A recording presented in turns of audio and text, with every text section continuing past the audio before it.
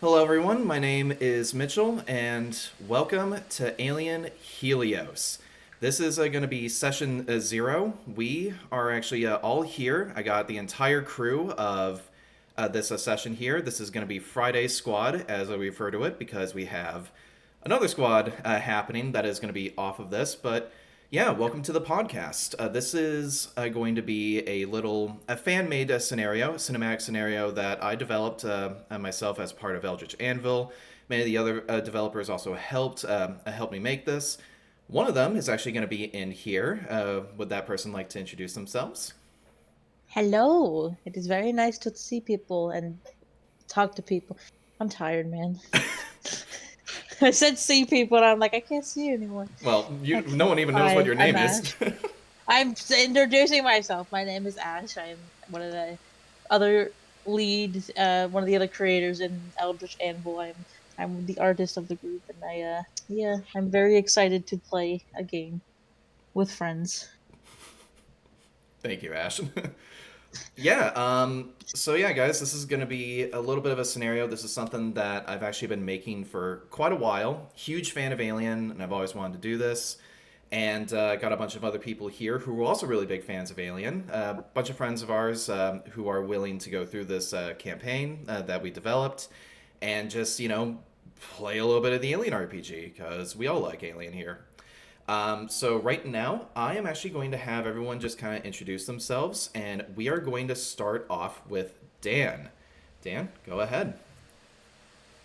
So My name is. basically, oh sorry, just sorry, really quick. Just name yourself, your character, who you're playing as, and just like a quick background of who they are. So go ahead.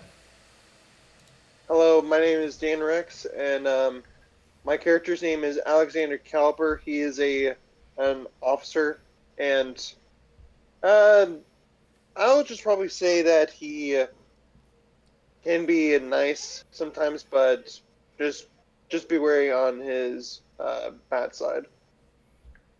Okay, good. Thank you. Ash, I know you introduced yourself, but go ahead and introduce your character now. Yeah, my character's name is Nissa Stokes. She is a 16-year-old girl who just kind of lives there. She's one of the colony members and has been since she was a very young child. And you know, she's got a lot. She's got that teenage angst going on. She's moody. She's sassy. She's ready to do something. Try not to fucking die. We love to hear that. We love not dying. Good. All It's right. good for the health. It is. Corvus, you're up next. Hello, I'm Corvus. I'm going to be your local scientist today. I'm also pretty insane. My character's name is Dick Hansen. Do with it as you will, as it was intended to be a pun and hilarious.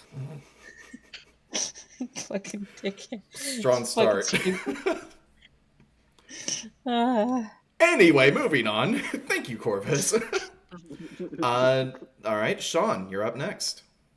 Hello, my name's Sean, and I will be playing a company man by the name of Paul Perkins. If I could describe him, he's like 28 years old, fairly average guy, but let's just say he has a very complicated relationship with the company he works for, as he wants to do some good, but let's just say Wayland Dutani is presenting a lot of challenges for him. I wonder what those challenges are.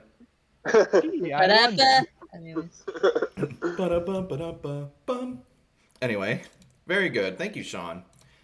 All right, and last but not least, that would be Skelly. Hi, so my name's Tom Azrael or Skelly. I'm just that cool. Um, the character I'm playing is the medic. The name is Sunny. They specialize more in children, so they're more of a pediatric carer. So they're more of a clown-attired jokester that likes to keep everyone's like uplifted and just keeps everyone positive. However, they are prone to just protect no matter who, which can become very complicated. Okay, good. Very good. So yeah, this is our a little colorful cast of characters all here. We are only missing one, who is Bat Sherlock. He is playing as another character. He unfortunately won't be able to show up for this first session. He is going to show up later as our sixth and final member. But yeah, just wanted to give a quick shout out to him. And I'm not going to, really say what his character is. We're going to keep that as secretive. So yeah. Ooh. In the meantime, though, we'll just kind of go straight into this. So, everyone, let's go ahead and get straight into this. Whoopee. Oh, All right. Let's look into the diagnostics. Mother, would you like to pull up the actual story here? In fact, let's see. What's the story, Mother? All right. So, what is going on with Alien Helios? Let's go ahead and formally address what this is. So, Alien Helios is a cinematic scenario fan-made game for the Alien role-playing game. In this scenario, take control of your team on this suicide mission to prevent a nuclear meltdown from rendering the planet of Helios uninhabitable. All the while, a more sinister threat is lurking beneath the shadows. This mission is typically designed for anywhere between 3 to 6 players with a game mother to guide the team. The number of hours needed to complete the mission will vary, but it's really designed for a long haul. It's basically a massive campaign, but it's still, generally speaking, a cinematic scenario by definition. So, let's get into the history. So, my players, let's begin. The year is 2186. You, the players, are within the Helio-92 system, a Class MV red dwarf star system containing 5 planets. The second one from the sun is called Helios, a desert planet with large canyons, volatile storms, and very high temperatures. Despite all of this, life exists on Helios, and the air is actually breathable, being located within the habitable zone. The planet is split between 2 factions currently, the United Americas and the Union of Progressive Peoples. Both of their colonies were separated. Oftentimes, this planet has been referred to as the Frontier's Berlin Wall. And it has, so far, managed to survive about 9 years of standoffs and planet disputes. And the pay here is very high for those who are willing to make a living here. Not surprising, because they're pretty desperate to get people here. All right. So with all that being said, we're going to go straight into it. Right. So based on what we're seeing here, I am actually going to kind of go in order, and we are going to start off with Alexander Caliber. Alexander, are you ready to start us off? Sure, whatever. Okay, then. Already getting into You sound character. so enthusiastic. I've already getting into character. Good job. All right. So, Alexander, you said that you actually want to start on the colony of Perseverance on the UA side. So, let's actually go ahead and start off with your situation. At first, you're just kind of waking up. It's just another, morning. And as you open up your eyes, you just feel a little groggy from all the work that you've been doing for the past couple weeks lately. You've been really hard at it. You've been really trying your best. You wake up to look at your little living room area, just a small little apartment, very tiny. It's just one room, basically. You're kind of looking over at your bedside. You look over at the window to see that the shades have just completely covered from the sun. And you also look to see your desk, along with a bunch of sticky notes everywhere related to work. And you see a pretty old-style, clunky-looking computer, like a PC, with like that old-style white keyboard and everything. And you kind of look over to see your closet with a bunch of clothes in there and everything. Some, are trying to go into the dirty hamper and everything, like with ties and other suits, but it's just like, you're just in such a fuck it mood and everything, so it's kind of hard. Life's hard right now. And, and as you wake up, you actually see Bella, your cat, just kind of walk over and just kind of give you a cute little meow. and then just jump right up as you hear the little bell on her neck, on her little collar. Just go up, and she just cuddles up right next to you. Hey, girl.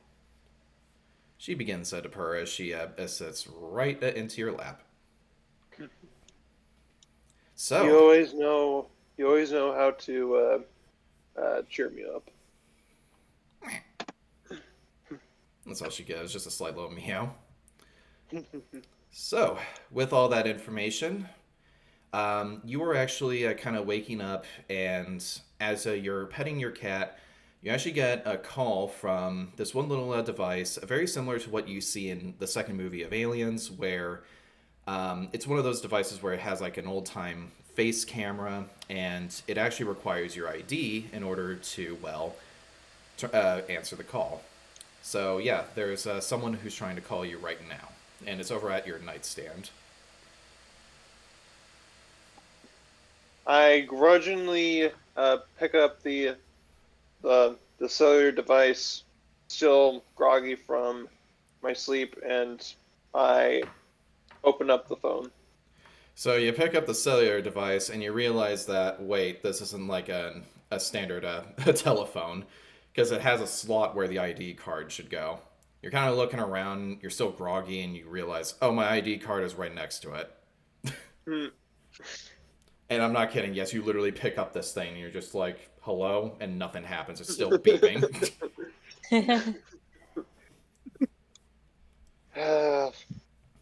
Technology. So, what do you do in this case? Because you're just sitting there holding it up to your ear. I just face the cellular device in front of my face and just insert the ID card.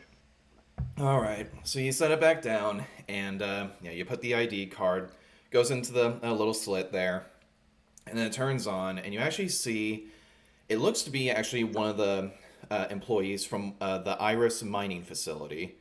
And as she looks over at you and just says, Alexander, it's good to see you. Rise and shine, sleepyhead. What do you want? Oh, come on now. Is that how you're going to act towards a fine little lady on this day? Do you think I even care? Point taken.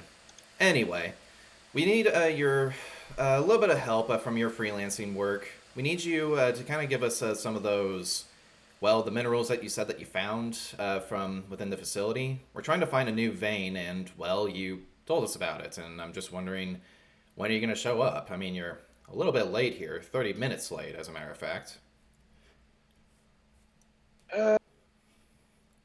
With work on the side and, well, living in this damn apartment. I think time just passes me by, but I'll be there. All right, well, just try to get here as soon as you can. Tram should be over there waiting for you. Okay, I'll see you then. See you soon. And then she hangs up.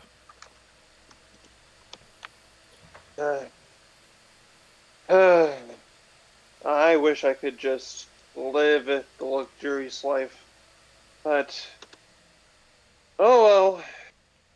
The bills have to be paid somehow. All right, so you get up. What's your next step?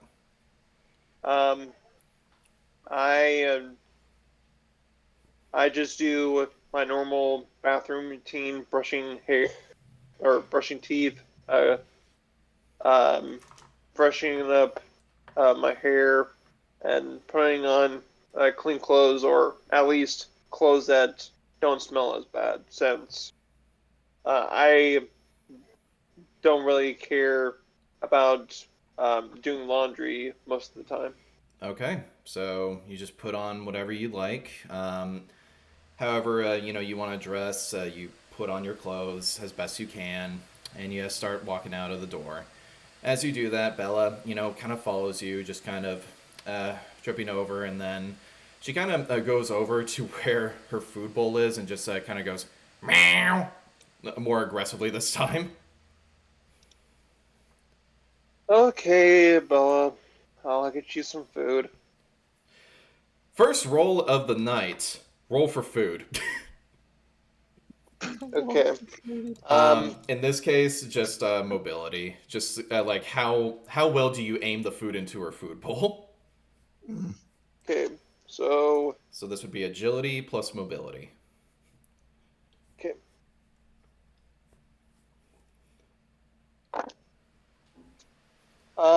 I got 2 6s. Okay, yeah, you do it no problem. In fact, you kind of show off to your cat and just kind of give her like a little satisfying grin. Unless you want to do something else with style. Um, I I scoop a cup of cat food, and just like one of those hotshot basketball players, Uh, I throw the cat food into the bowl while yelling out, Brian. all right then, nice. Yep, you do so, and cat immediately goes over to the food, doesn't even pay attention to anything else, just starts eating. Wow, you're not even amused. Fine. I guess I'll just show off my basketball skills when I'm like 50. Eating noises continue. Well then, I just walk out the door and head to the mining facility. Okay, you do so, and we are actually going to switch over to our next character. We'll go back to you. All right. So, Mr. Hansen, I am not calling you by your first name. I'm calling you by your last name. I refuse.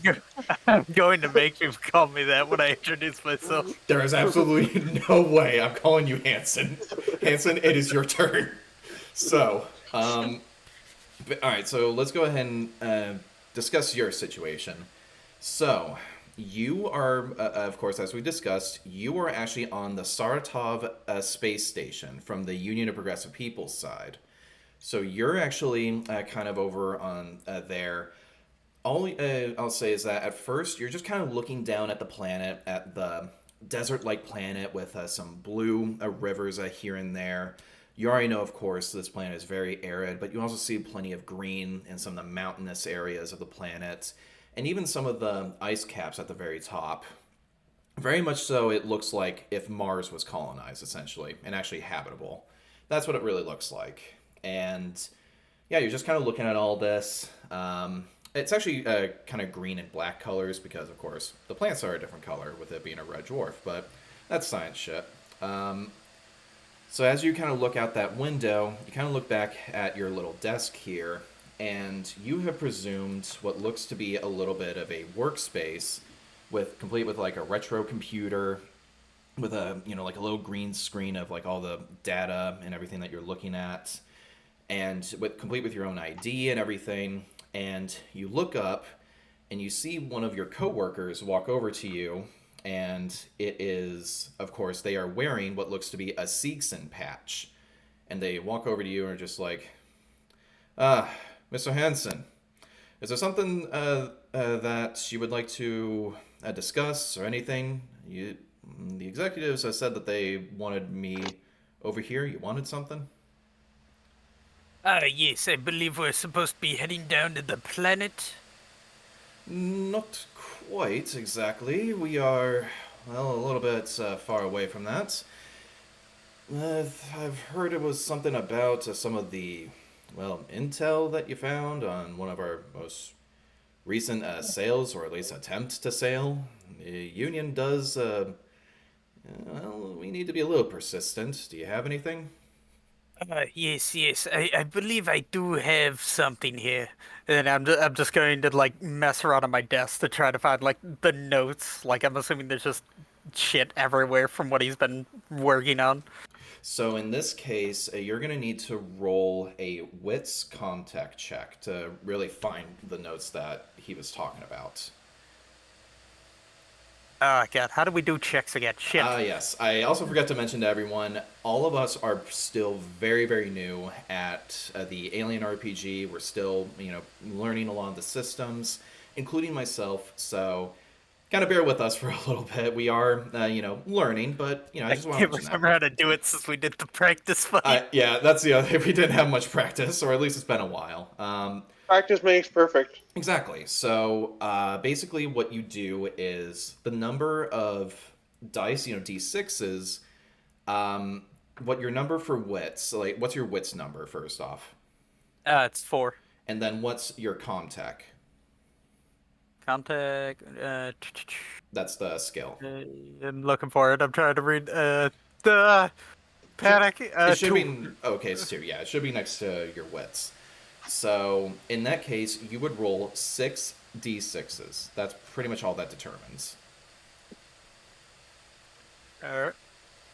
Okay, I'm gonna pull up a roller. Fuck using the actual dice. Okay, that's fine. I did the same thing, don't worry. Yeah, I know. A lot of people do that.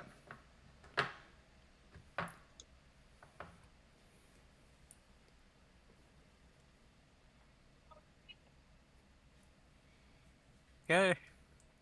All right. So basically what you're looking for is a 6 on any of the d6s that you rolled. Okay, I got 1 6. You got 1? Okay, yeah, you do it. No problem. You just get to the notes that you had, and pretty much what you're looking at here is you're actually, as you're kind of searching through everything, you do find the notes that they're looking for, with some of the sales that you attempted to make, and you actually put that onto what looks to be a little, thumb drive, but it's like a, one of those key card things.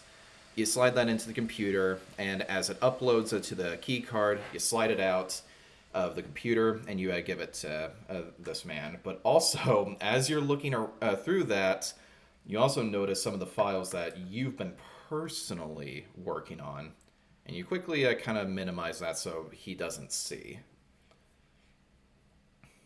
So as that... Oh, God. Yes, here's the... hang on, I got it. Alright, here's the files, yes, it's on this drive right here. Ah, thank you. Much appreciated. All right, I'll keep track of the sales. Well, any luck with the union at all? I'd imagine it's going to be the same answer as before. Unfortunately, no. But hopefully soon we'll be able to find something. All right, good man. Thank you. And he presumes to walk away. From what you're understanding with Seegson, there's only a dozen of these clowns left. And the thing that you minimized, you just realized, yeah, that was way too close. I gotta be careful, Jesus Christ. Do you want to take a look at the file again, or...? Now that I know he's gone, I'm going to review over the file just so I double remember what the hell I'm supposed to be doing. Yeah, it's fine. So you open up the file again after kind of looking around. What you're actually going to need to do is actually roll a mobility check in this case. So agility plus your mobility, that's how many dice you roll. Because you're trying to be a little sneaky about this. Alright.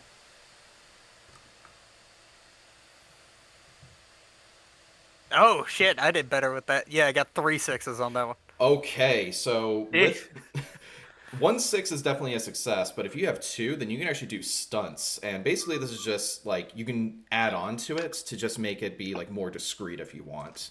So you can do 2 other things if you want to make it more discreet. Yeah, just like in case there's like any cameras just watching, he's just going to like pull up like multiple other tabs and just kind of like hide info piece by piece, but he's going to pretending like he's looking at the other tabs while he's reading the one he's looking at. So it's just a whole bunch of shit would be on the screen, but he's just reading like certain lines for the text. Holy shit. Okay, yeah, so you're full on like hacker manning this. Exactly. Yeah. Just pulls out like his 80s or 90s shades, and he's just like, I got this. Hacker Man, the best hacker in the world. Yeah, you know what? If that's not in your inventory already, yeah, you just find some shades with one of those 3s. With one of those 6s, you actually find a pair of shades on your desk, and that's in your inventory now. Oh, okay, I'll add that. All right, so yeah, you do that. You put on a bunch of ads, and you look at the files. You get a reminder that Wayland Yutani, of course, sent you those files. And basically, what it is a virus that will actually short circuit the entire Seegson mainframe. And you have to find a way to upload that. This should be the final nail in the coffin to keep Seegson out of here. Your Wayland Yutani's biggest rival. You got to make sure that you accomplish this. And even the Wayland Yutani exec who sends this to you says, don't screw it up. So what you're going to need to do is put this on another key card, essentially. Find the main computer, mainframe for Seegson, and that's what you got to do. He's just gonna like tilt the shades like more of like the 80s or like 90s type of thing, and he's just gonna be like, yeah, time for us to make some dough. Patrick Bateman up in here. Exactly. Oh my god, this is awesome. Just like loses the accent for like a brief moment to say that, and then he just goes back and he's like, ah, there it is. Oh my god, you are full-blown Jurassic Parking this. I'm done. I love that. 100%. Alright, Alright, so yeah, if you want to upload it, or, get it to the key card, you gotta roll me another Comtech check. Now, with your 3 6s, you're good on being sneaky, so yeah. In fact, let me just see. I'm gonna roll quick. That's a lot of dice. Lucky for you, no one notices it.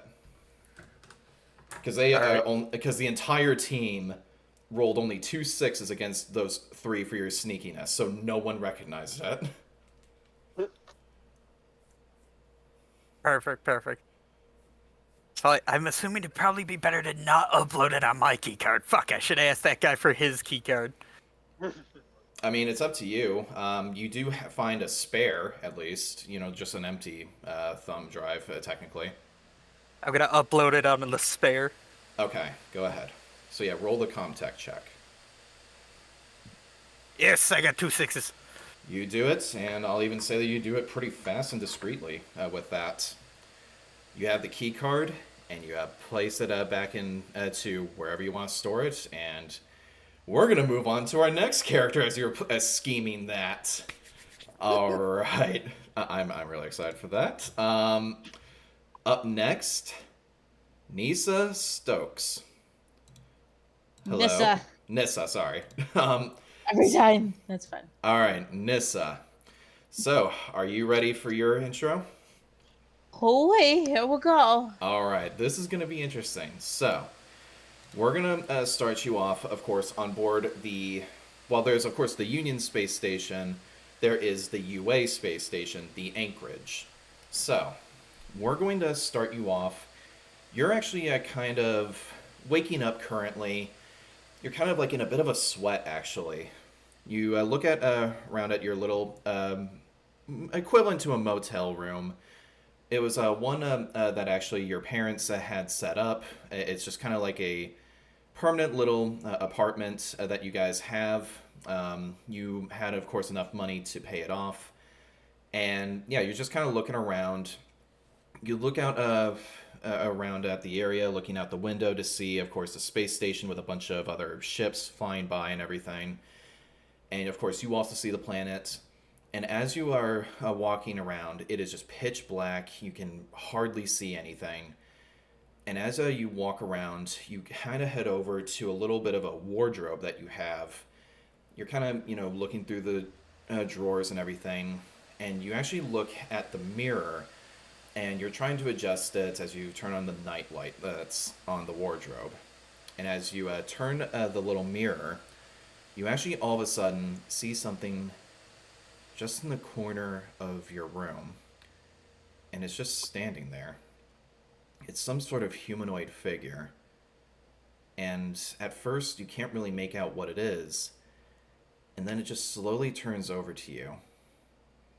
The only expression that you see from it are just 2 tiny glowing red eyes. and it just stares at you. Is there anything on the wardrobe? Not that you can see, unless you want to roll an observation check.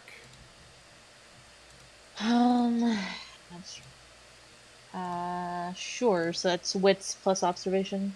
For observation, it's wits plus observation. Okay, so that is 6. I have 1 6. As you're kind of looking around, you struggle to find something, and you just stick with the little nightlight that you have. You yank the cord out, and you actually kind of prepare it. But when you turn around, there's nothing there.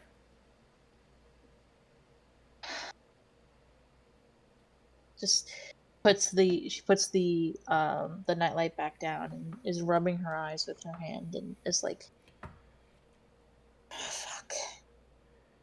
As you do that and you're rubbing your eyes, all of a sudden, you actually feel something cold kind of grasp your shoulder. Something with claws as it just slowly grips at your shoulder. She turns and just like swings blindly. You wake up from this little nightmare. You do that as you wake up from your bed again.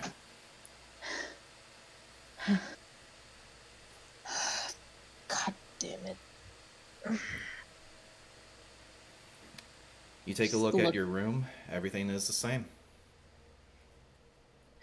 She stands up and goes and immediately turns on the light. Like the bedroom light, not the vanity light. Yeah. Or the nightlight. Nothing in the mirror. Everything is back to normal. Or so it seems.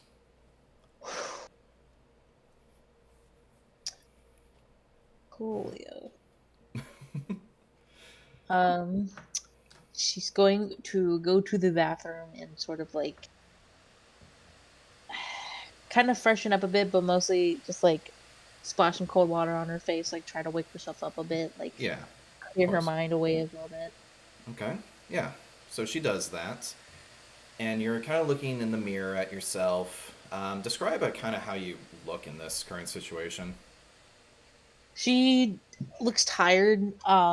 Like she has slept normally, but it's that look where like you have like slept, but you just don't have energy, and like the dark circles under the eyes. It's just someone who just looks worn. Yeah. You know, very baggy clothes. She's got like a hoodie, like a jacket hoodie, and like a t-shirt underneath and stuff. A pair of jeans that she slid on after she got out of bed, and her hair is a bit messy, but she fixes it up a little bit just to make it presentable, and yeah, you know, just very, very like. Again, it's just someone who's very tired. Yeah. Yeah, very much so. Like, you know, young, teenager clothing, very relaxed and casual. So as you're taking a look at all that and making sure everything's fine, you hear a knock at the door. She just kind of jumps a bit at the knock, but then just kind of groans and goes, hold on, I'm coming," and leaves the bathroom, closes the door behind her, and then goes to the front door. And she opens it, but she does like the thing where like she leans against the door frame and has the door still closed most of the way, so she can see out, but they can't really see in much. Like she doesn't have it fully open, you know? Yeah, I understand. Yeah.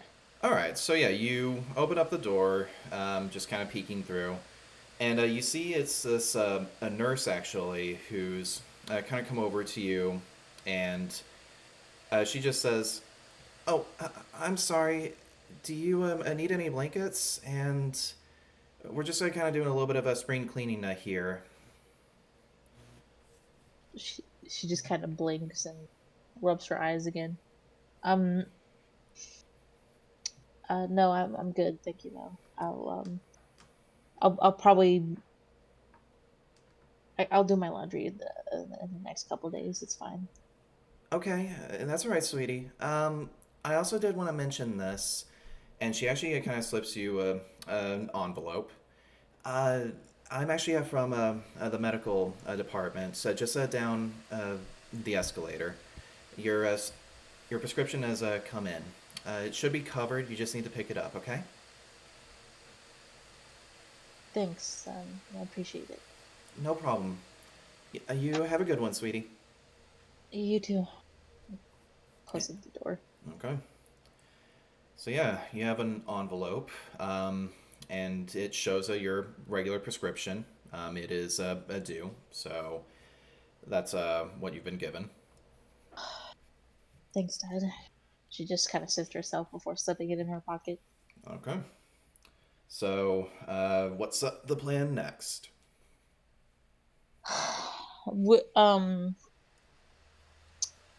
She would know where this like pharmacy is, right? Is it on the station? Yeah, it's on the station. It's basically like you go down a level from this because you're on the floor where a lot of the rooms are for people who are either there to stay for a little bit or just temporary housing. Because remember, of course, the Anchorage space station is kind of like an airport in a way. Yeah. Okay, so Yeah. she goes back, just kind of does a bit better job of freshening herself up. Not like a full shower, but she gets some nicer clothes, like a hoodie and just some pants and shoes, and fixes Okay. herself up enough just to be out in public, and then she locks her apartment behind her and is on her way towards getting her prescription. Okay, you do so. We're gonna move over to our next character. We'll of course go back to everyone one more time, but yeah, we're gonna go next to Paul Perkins. Oh boy! All right, Oh boy. Sean, you ready? Always eager to help. Here we go. All right, so Paul Perkins, you are kind of stationed right now, of course, also on the Anchorage Space Station, and you are actually at the Weyland-Yutani headquarters on board. Now, you're just kind of working in your little cubicle, very standard desk job, kind of nice and clean desk. It's all white with gray drawers underneath. You have photos of like your family there, along with some other little knickknacks or anything like that on there. You even had like the little bird thing that dips into the water. Yeah, you even have that with your little coffee mug with nothing in it for it to just go in there, act like it's drinking.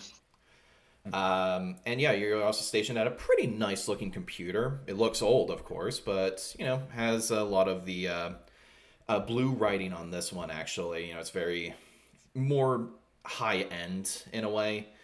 And yeah, you're just kind of looking at everything. Currently, you're just taking in inventory for everything. And yeah, you just kind of are sitting there, and one of your coworkers actually kind of looks over the cubicle and just says, "Hey, Paul, how you doing?"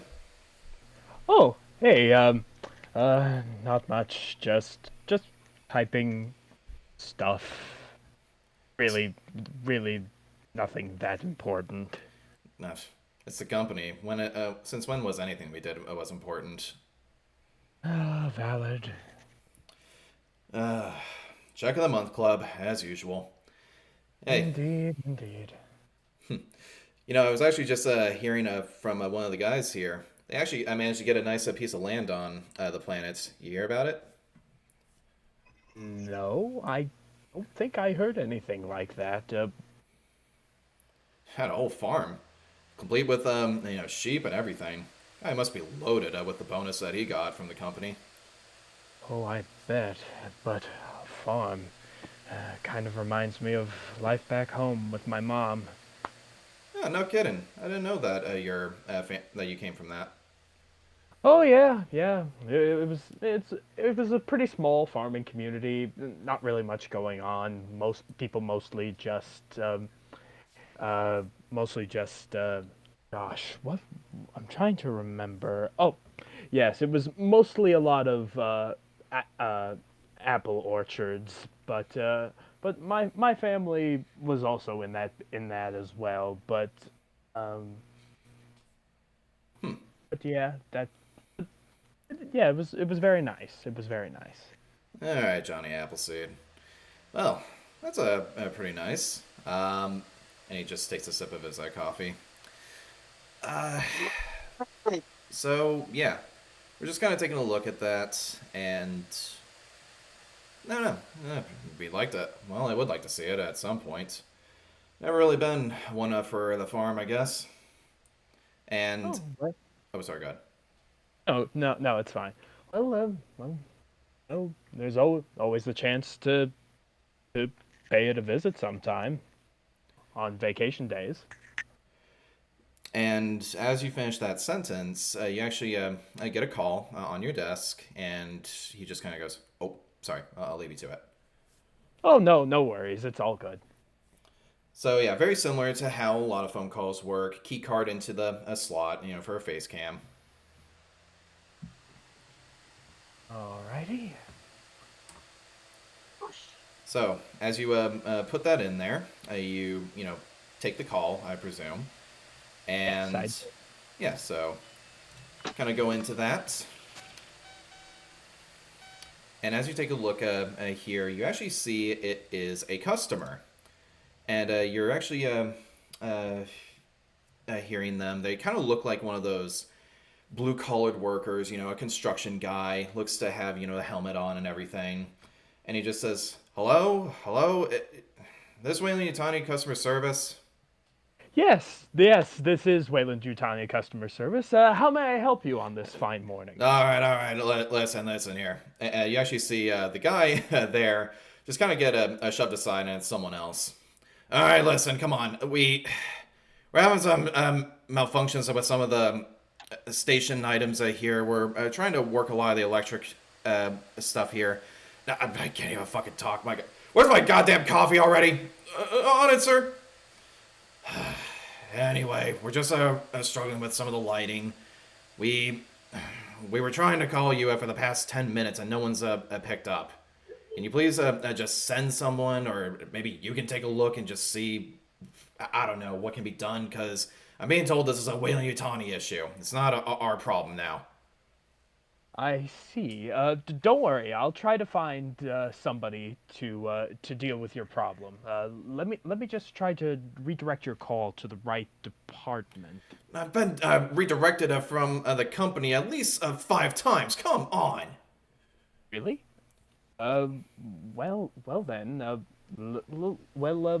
Could you tell me what exactly the problem is? It's the lighting and a lot of the connections here. We were only able to get this phone call off because, well, basically this is like landline, if you even remember that shit. But, there you go, figure. Old stuff still works. Anyway, nothing else is working. People are complaining about connection issues and everything. Some idiot is giving me grief about his game system not connecting or something. I don't know. Just get over here, or at least get someone down here. For the love of God, I'm sick of this. Oh, all right, sir. Just calm down. I'll see what I can do to help. Don't worry. I'll be on my way over. Appreciated. And he just hangs up. And your friend kind of looks over again. Well, he sounded happy. Yeah, very, very, very happy customer we have there. And you get used to it. Indeed. I'll have to find somebody to head over there to help that guy out. A bit tied up at the moment, so. Yeah, one of the managers actually kind of walks by, and it's actually Steven, your manager. He kind of walks over and is just saying, "Hey, Paul, I've been getting calls from someone from construction. Need you to get down there, please." Oh, of course, Steven. I'll get on it right away. But will everything be okay while by my station while I'm gone, or? Yeah. I'll just have your friend take over. Scott, you feel like taking over? Yes, sir. All right, good. No more problems. Just please go handle the situation yourself. Yes, sir. Scott just groans a little bit. Please don't be gone long. Oh, I'll try not to. All right, so plan is to go out to the construction workers. Yep. Your boss, or well, your manager, basically, as he walks you out, just says, just go down the floor. They're on the third level down, okay? Okay, thank you very much. No problem. And now we're going to go to our last character here, which is Sunny. Hi. All right, Sunny, I know that was a lot of waiting because we're going through a lot of stuff here. But yeah, so I'm it just happy is... to be here. That's good, that's good. All right, Sunny, so let's go through your situation. You are currently at the Nova Research Center. And currently, you are actually... We kind of zoom in onto you over at this really nice looking facility where, you know, it's kind of up towards like the northern part of the planet, you know, a good couple miles out from the main colony. You're actually over by, you know, nice mountains with even pinewood forests. You know, they're like these really nice areas with a little bit of, you know, ice here and there on the outside. Facility looks nice, very sleek and clean. Although it does have some rundown areas, like looks like someone just slabbed some sheet metal onto the outside and everything. And we walk in to, well, where you are. You are currently behind some red curtains, actually, with a nice little maple floorboard, actually. And people are, you actually hear an announcer going, "Welcome, kids! I am your host, and I am here to proudly present your fan favorite clown, the one that you have all been waiting for. They should be getting ready very soon here. So, please welcome our very special guest, Sunny!" And you see the curtains open up. Sunny happily walks out with just this big, goofy smile going, "Hello, everybody!" And you just see a bunch of kids in the crowd just going, "Hello, Sunny!" That's so cute. So, how is everyone today? Good. I love that you have to play all of the children. Pretty much. So, Sunny kind of looks to the person who announced for, like, a bit of guidance of, like, what should they do first. Like the host of everything? Yeah. Yeah, he just kind of looks over at you and is just like...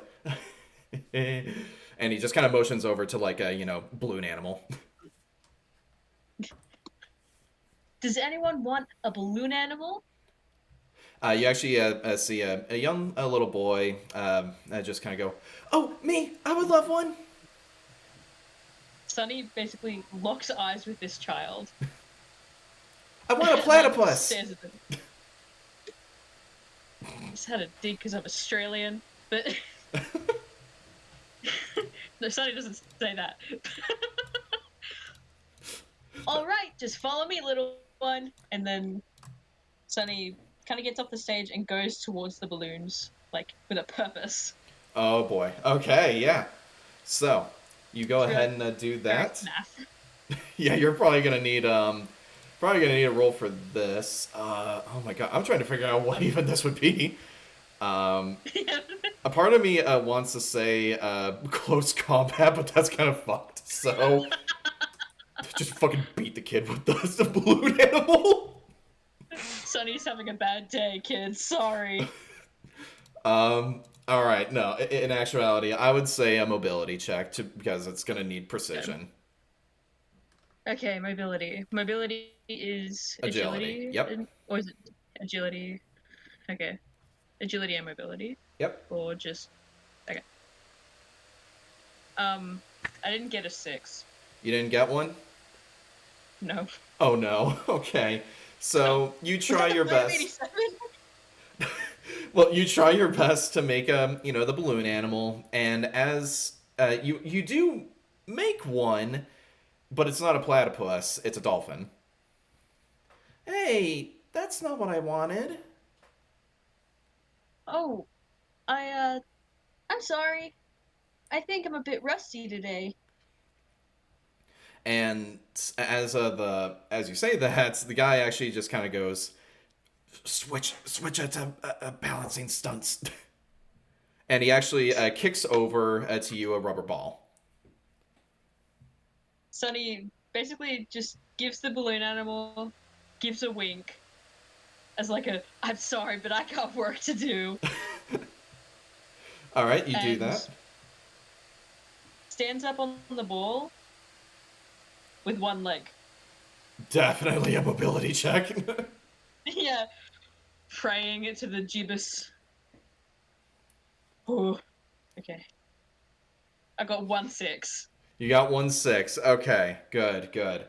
So you do so. You get you balance on it. You kind of lose your footing, and you're just like, hey, I did it. And then, sure enough, the guy actually gives you 2 other things. You actually see 2 helpers just say, ho ho, but that is not all Sonny can do. He snaps his fingers, and 2 assistants, 2 other clowns, they actually give you 2 trays of food to basically balance onto, your hands. Sunny's eye twitches a bit, but like tries to hide it. I got a cat on me real quick. I gotta get this cat off of me real quick. Oh, you're fine. You're fine. And you also must balance this cat! And yes, I'm actually going to canonically say that he actually finds, one of the helpers actually finds, the cat at the actual facility and actually just has it placed onto your head. Oh my god.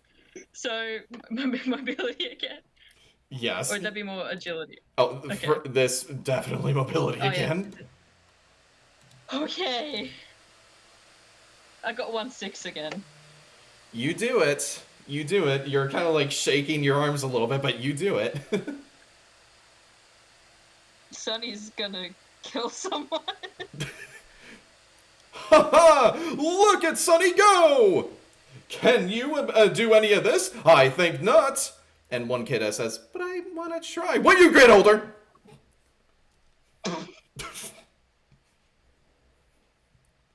So, We don't want to be liable for any damages for your body. So is there anything Sonny's wanting to do in this case? Sunny wants to try again to try and, do it better. To, be impressive. Okay, this will be... So you're trying to kind of, move around or something like that. All right. One last mobility check.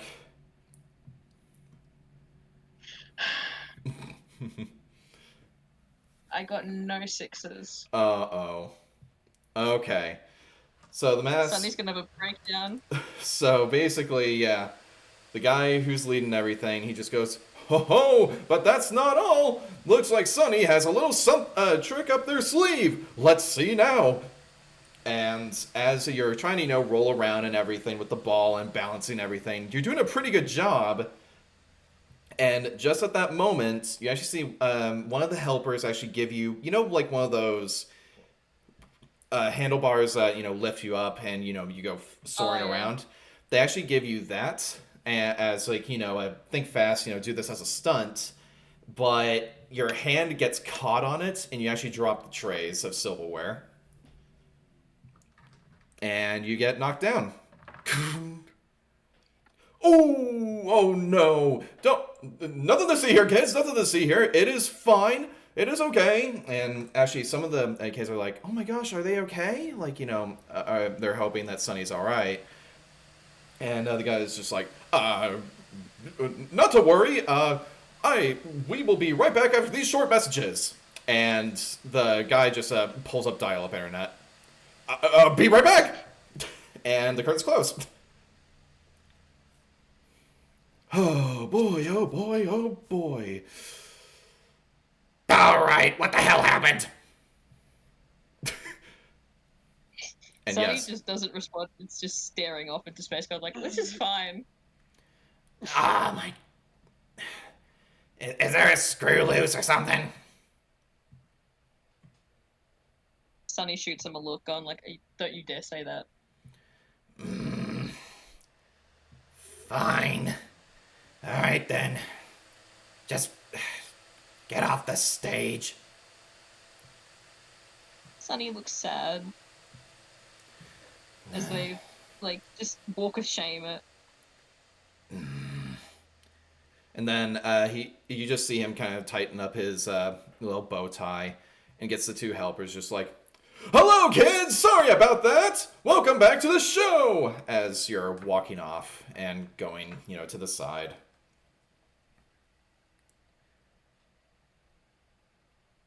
Sunny's plotting a fucking murder. Sunny is going to commit arson. Vehicular manslaughter, everyone. Kids, don't try this at home. I actually thought you were going to. I actually thought you were going to say vehicular manslaughter on kids. Welcome battery. That is actually what I thought you were going to say. Oh, good lord. I'm Poor fucked up. Sunny. Not that fucked up, pieces. Sunny is too good for this world. I know. I feel bad for Sunny.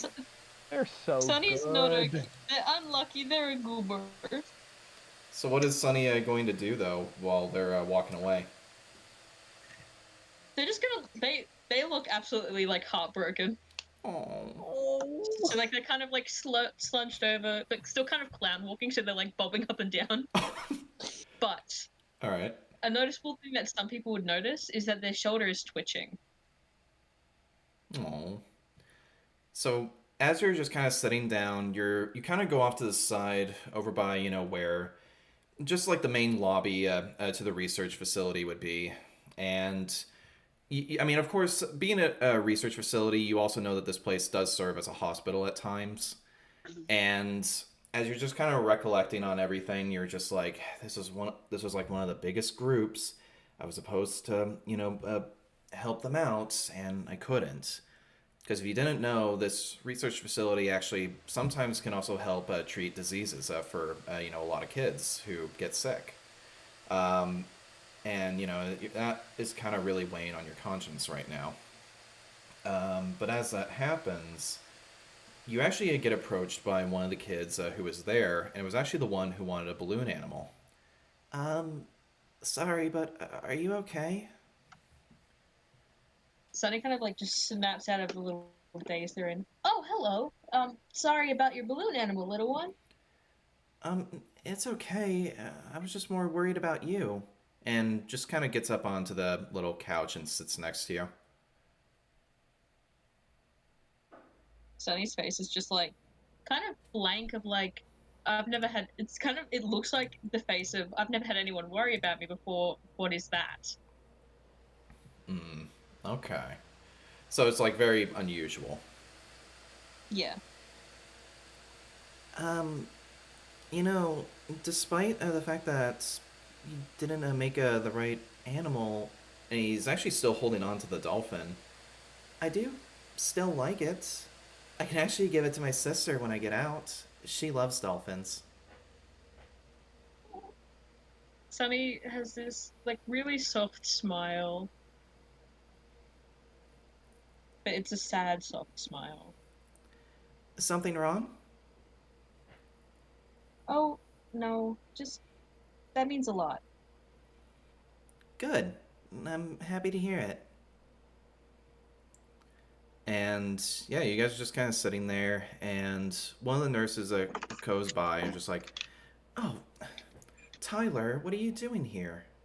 "I was just making sure that Sunny will be fine, sweetie. Come on, let's go over back to where the show is happening." But no buts, mister. Come on, it's all right." And she just kind of directs the child back to over where the crowd was. Sunny just looks sadder. I'm sad for this clown. Oh my god. Poor Sunny. I'm going back to Alexander. This is too depressing. All right, Alexander. We're going back to the top of the order. We're going to do one more round here. Or two. We'll figure out. We'll see what happens first. I'm not going to put a limit on this. So, Alexander, you walk out of your little apartment, and you start walking through the colony of Perseverance. the place that Helios really prides itself on, except the place that you're in, which is like 70% of this colony. You look around at this place to see nothing but slums. It is very rough around here. You see a lot of poverty just kind of on the sides. And as you're kind of walking through, you see garbage, of course, and the little dust trails that are there. Some with streets. And you actually see some people who are, maybe, talking. Many of them with guns and little service pistols. They're all talking to each other, with little street fires, those little cans, the giant tin cans. So yeah, you can definitely tell that places hasn't really changed, unfortunately. A lot of backbreaking work, mines, of course. Naturally, this isn't going to be that rich of a town, or a colony, I should say. But anyway, yeah, you keep walking, and you manage to make it to the little train station, or the tram in this case. You get up to it, and you have to go over to the station. It requires about $15 for a trip to the Iris mining facility.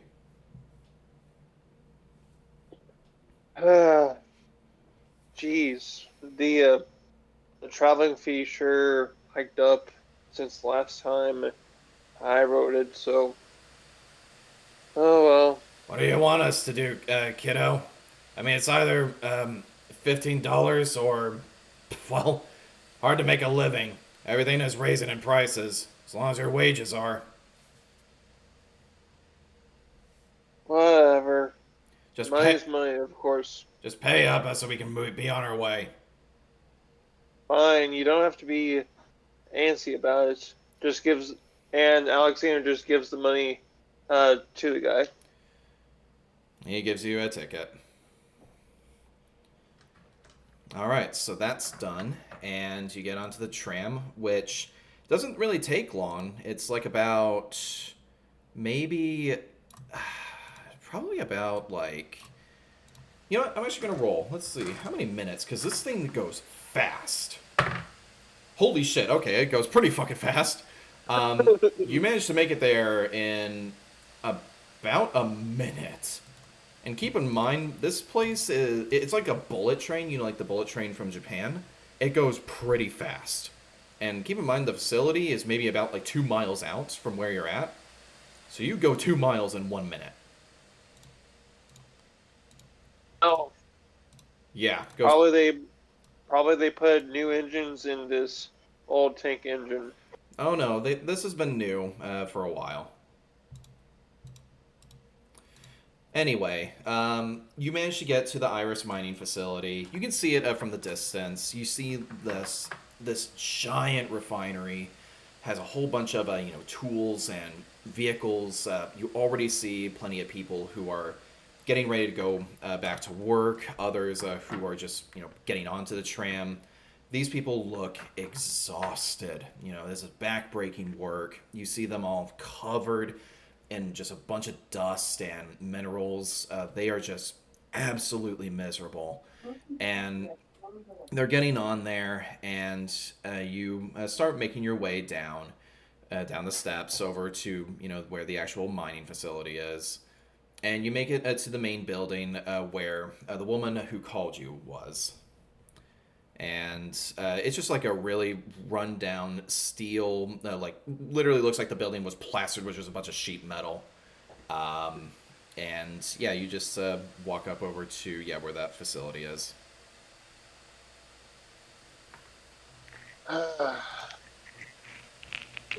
Looks very, like a mine, but it's seen its better days. All right. What do you want to do?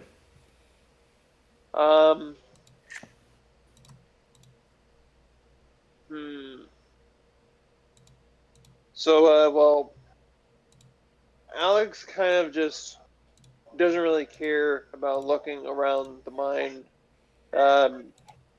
He just tries to find the ability that called him earlier. All right, so not really interested. You're just going to go straight to her. Yeah. All right. Well, you get there. You go into the building, and you see her talking with another one of the miners there, and you just see her just go, "Well, no, just keep working over here, okay?"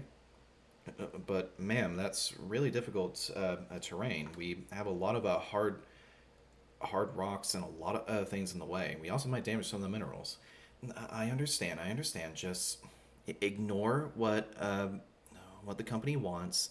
Just do your job, okay? Just do it the best you can, okay? Yes, ma'am. Ah, Alex, good to see you. This better be good. I I should say the same about you. I mean, this intel that you have about one of the veins down the mines could really help us out if the information is as good as you say it is. Well, with the price that I'm wanting for, it should be good. Okay, well, let's see it. Now, I'll let you Um, actually choose how you want these plans or this intel. Do you want it on a key card as digital, or do you prefer to have it through like a map or something like that? um, for like visual sake, I'll put it on like a key card. Okay. So you have the key card, and you basically just place it onto a dusty old computer, complete with a bunch of other, digital software on it. And you place the key card into the little terminal there, and it uploads on this like blue screen, just a bunch of plans and floors to the mine itself, and it shows the little vein, actually big vein, directly behind a specific wall actually, and it is pretty extensive from what you're seeing. Huh. So, this is what you managed to find. Yeah. It is a very big vein, and I would imagine we get a lot of minerals in there, and hopefully, um, you and everyone else can get the resources that they so desire. I'm hoping so. Well, we are a little bit behind on our little cash for the UA, so I guess we better get started. Now, I know that little sector here, it's kind of blocked off by a bunch of other rocks here. Do you have any recommendations on how we can blow it away?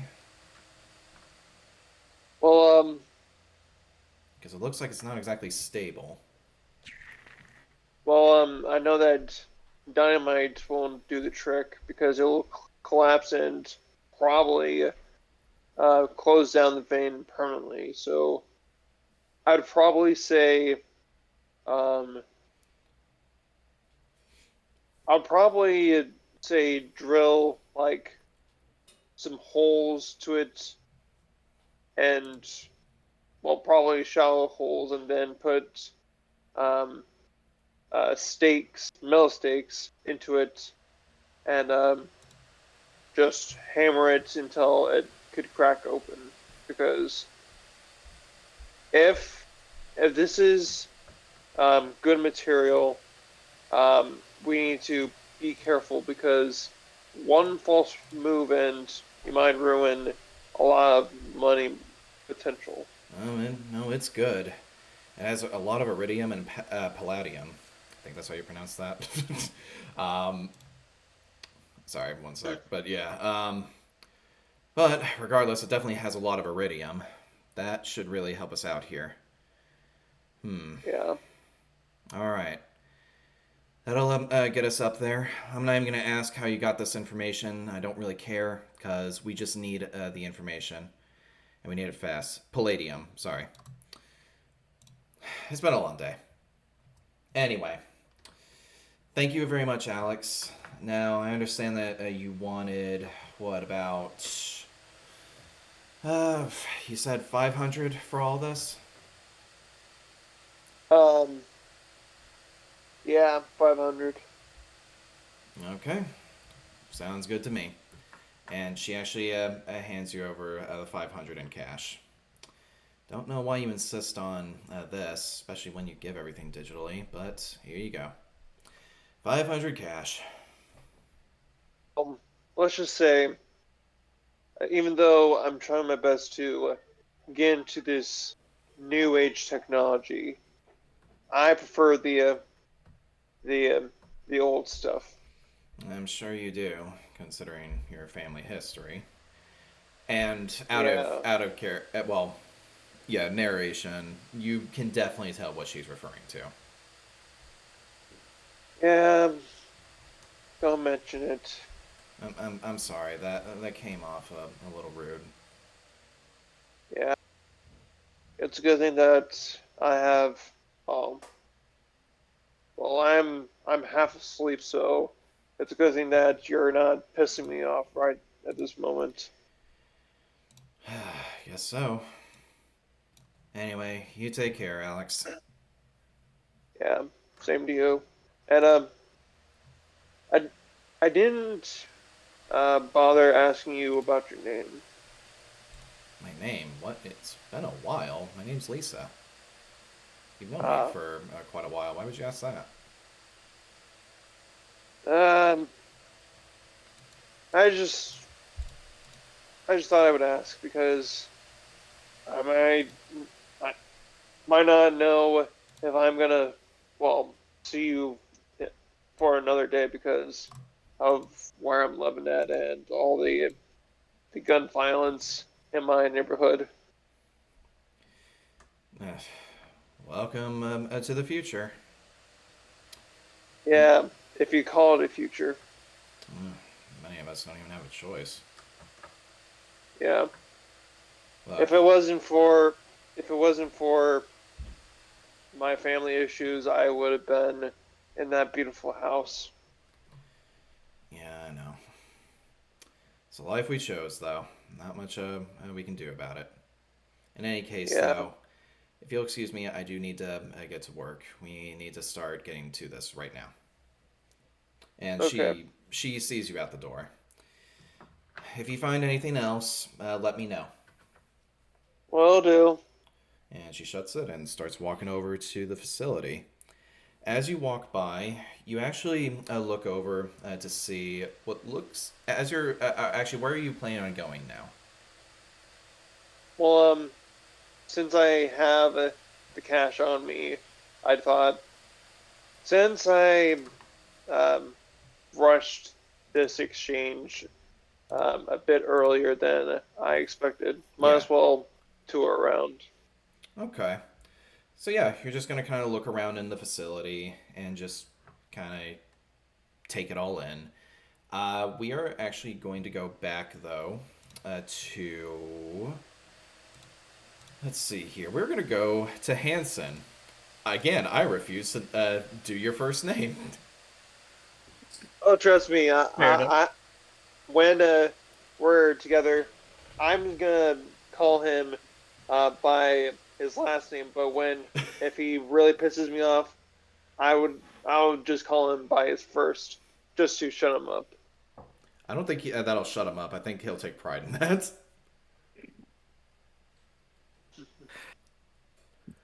So yes, Hanson. Hi. Hi. So you already remember what you were doing. So what are you thinking now? All right. Well, since we're going to the surface soon, I feel like I gotta get this fucking thing. I gotta get this going. I gotta fuck these people. Oh boy. All right. So you. So I'm just going to quickly again, now that I've got it all saved on the secondary card, I'm gonna Yep. take both cards, but I'm gonna label the spare one. I'm gonna write spare on it as sloppily as I can, so they can't tell who the fuck would have fucked up the key. Okay. Yeah. All right. Here we go. So yeah. First things first. You need to find where the main computer is. Alright, so I'm assuming I can find that from my own personal computer.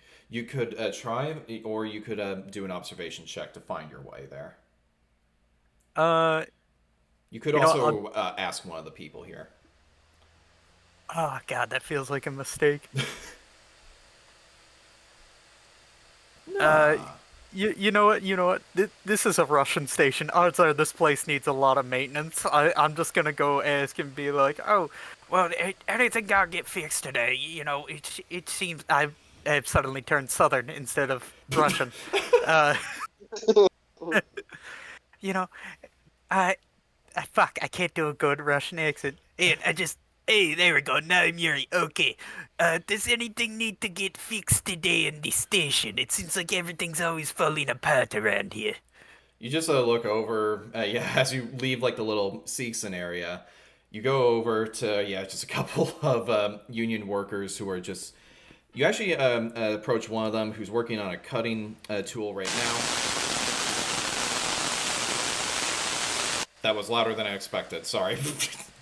White noise. Yeah, that's white noise. I can't even hear. I honest to God thought someone's mic was fucking up. I scared the fuck out of me. Sorry. I got scared too. Holy crap. Yeah, I know, that was way too loud.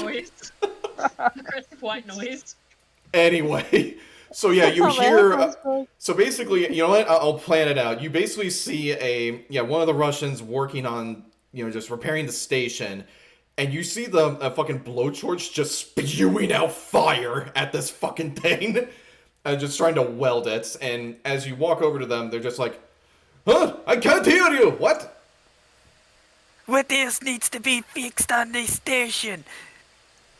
What? Your food needs to be fucked? What? No, it's just...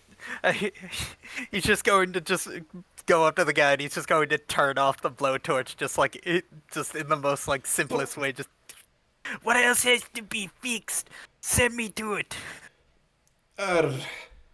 Jesus, I'm sorry, my friend.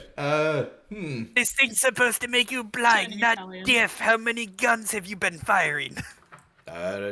Two? Fair enough. Well, in any case, we're going to need a little bit of help. I suppose downstairs, I didn't know Seegson was sending anyone. No, I came to fix things while I'm on my time off here. Jeez, everything on this station falls apart when I look around it. If it weren't for us here, this whole place would be falling out of the orbit right now. Unfortunately. But the best part is we don't need to rely on your company scum like yourself. We would prefer it to keep it that way. This station is built from the ground up from yours truly, not a bunch of company bullshit like you. I bet you don't even know where your own mainframe is. What kind of question is that? Even if I do, but it's not like I'd even tell you. What are you trying to do here anyway? I'm trying to see how competent you are. You said we're not good. I bet you can't even show me where it is. Get out of my face.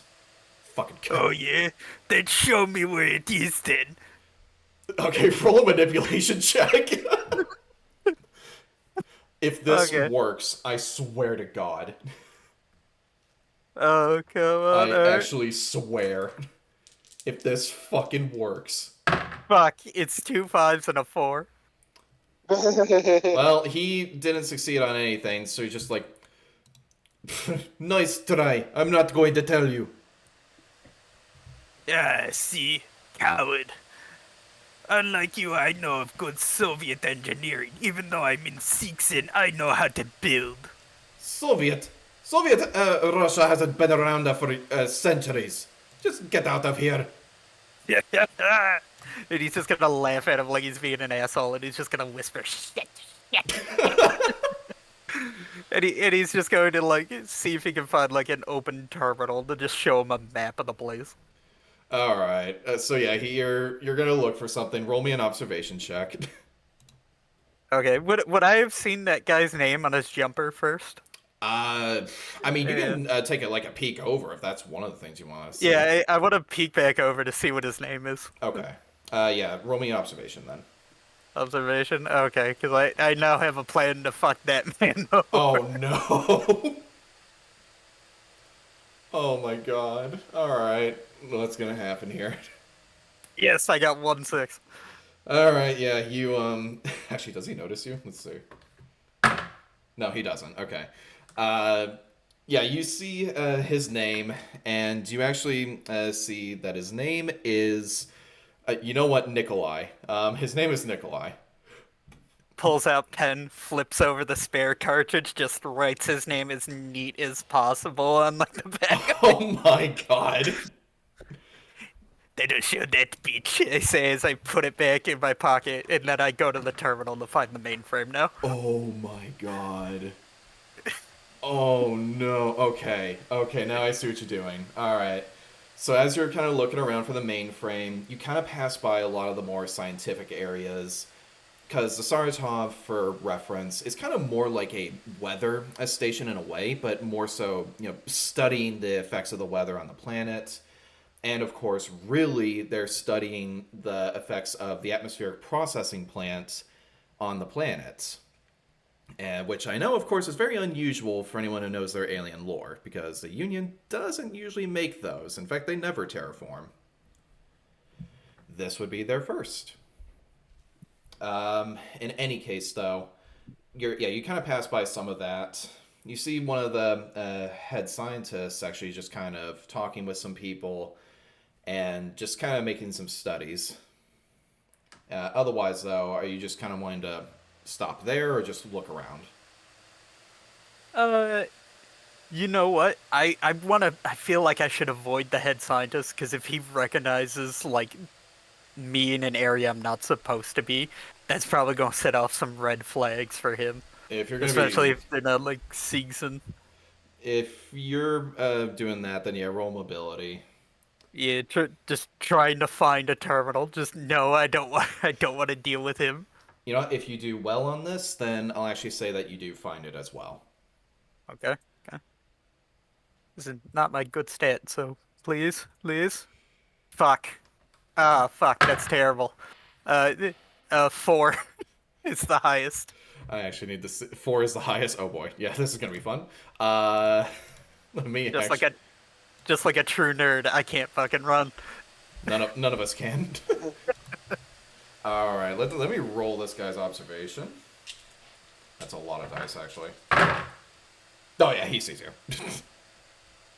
So he's just kind of searching around, just jotting everything down, and as he's just kind of looking up there, he sees you just kind of like tiptoeing a little bit, and he just stops you for a second. He's just like, excuse me, please. Yes, I was trying to avoid interrupting your work while I'm underdoing the maintenance here. What are you doing here? This is not exactly a for a season. I know that. I tried to ask someone for directions here, but they just decided to be a dick about it. Well, what exactly is it are you looking for? I'm supposed to do maintenance over by the mainframe. Apparently it's been glitchy for some reason. Roll me one more manipulation. Yeah? You're just trying to find this one place. Just one fucking place, and they're just being dicks. I swear to God, if I don't get a 6 on this one, I'm gonna be so fucking pissed. Oh, God, wish me luck. Fuck. Nothing? Fuck. No. Nada. Well, he got nothing either, so he's just kind of like, I'm afraid that is off limits, my friend. I'm sorry. I wish I could help you more. Well, but why do you tell me to fix things and then just leave it to rot and then not tell me? I swear, you're all a waste. I'll get out of here. Just point me at the nearest computer so I can get the directions to finish off all the rest of the... Calm down, maintenance comrade. report. Comrade, calm down. Just over there. The public computers are there for everyone else to use on the station. He's just gonna give up trying to find like a secret terminal. He's gonna go over to the public mainframe, and he's just going to look at a generalized map, because I'm assuming it would have the mainframe listed as like off limits for that area, but it would still be on a map. Roll me a contact check, actually. Okay. I'm doing a lot of checks. Yeah, well, I mean, you're trying to really do something here. God, hopefully this one's good. This is my smart brain. Yes, a 6. Jesus Christ. Finally. Now, Finally. not only do you know that these public computers can be used, but you also know that theoretically, if you put this USB in there, you actually realize that the virus could theoretically make it to the main computer. You do recognize these computers as well. All of them connect to one mainframe, right? The Seegson ones are different, but this one could actually go to the entire station and in turn, potentially even the Seegson computers. You know what? This is perfect because it says Nikolai on the spare card now. Oh no! So he's just going to plug that in like it would be his, like he just plugs in the card, but he's going to try to hide the fact that he's like plugging in the card labeled as Nikolai. Last mobility check. This'll be it. Oh God, I hope this one goes good. This is the last one for you. Yes, yes, You did it? yes! Finally, 1-6 or how many? I got 1-6. Okay. No one noticed you. You put it in, and you actually take care of the situation. Virus starts uploading to the mainframe. All right, and now I'm just gonna leave the card in there. I'm gonna back away and I'm gonna be like, that's what the ventilation problem is. All right, it's not getting enough coolant in this. All right. I'll go repair all these. I can't trust nobody in the station. And he's just gonna walk away. As you're walking away, you overhear a scientist go. Actually, the scientist who you were talking to saying, "Wait, what is this? Whose keycard is this? Who's Nikolai?" And that's where we'll leave you off. Let's go over. Oh my god, I can't believe you pulled that shit off. All right, Nissa, it is your turn. Wow. So yeah, all right, we're going over to you.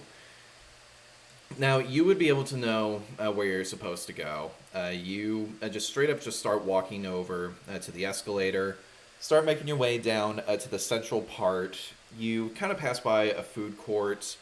Since this is like an airport, you see plenty of shops around and a lot of people coming from all over the middle heavens. You just see a lot of people going in and out. You see some Colonial Marines, people who are a little bit off deployment right now, just kind of catching up. You see plenty of blue-collared workers.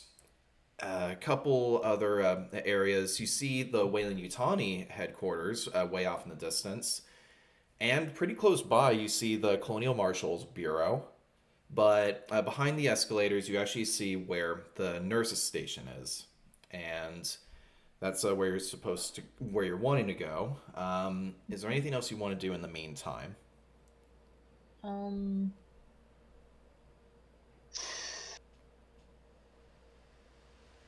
Not that I could think of.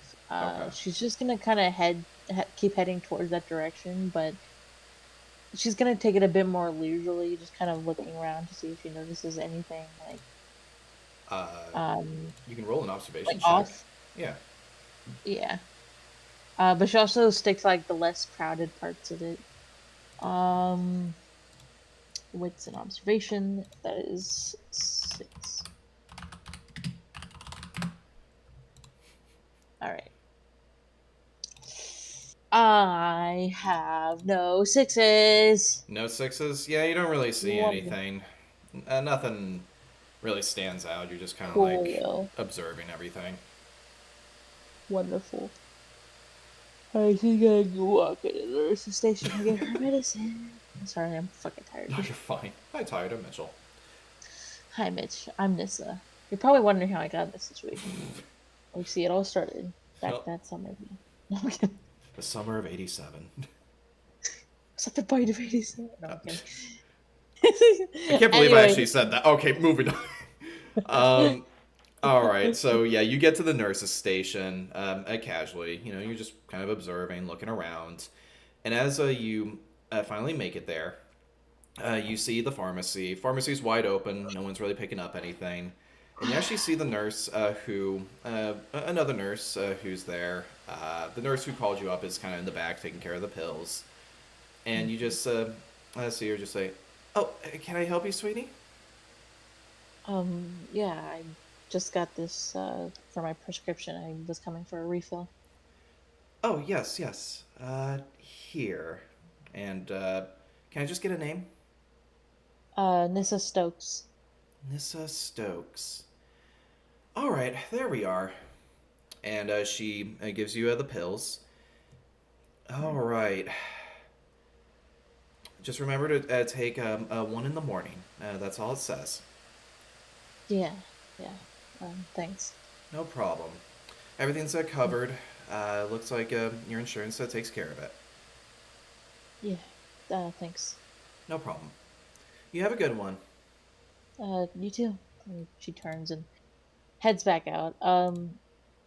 So as she's moving along, she's gonna look around and see if there's like somewhere that's kind of like cheaper, where she can maybe get like some like food or provisions or something, like kind of like a little like like gas station stuff, like the like candy bars and just dry foods and stuff. Roll me an observation again. Oh boy. Okay. Don't worry, this one should be pretty easy. All right, I got a 6. You got a 6? Okay.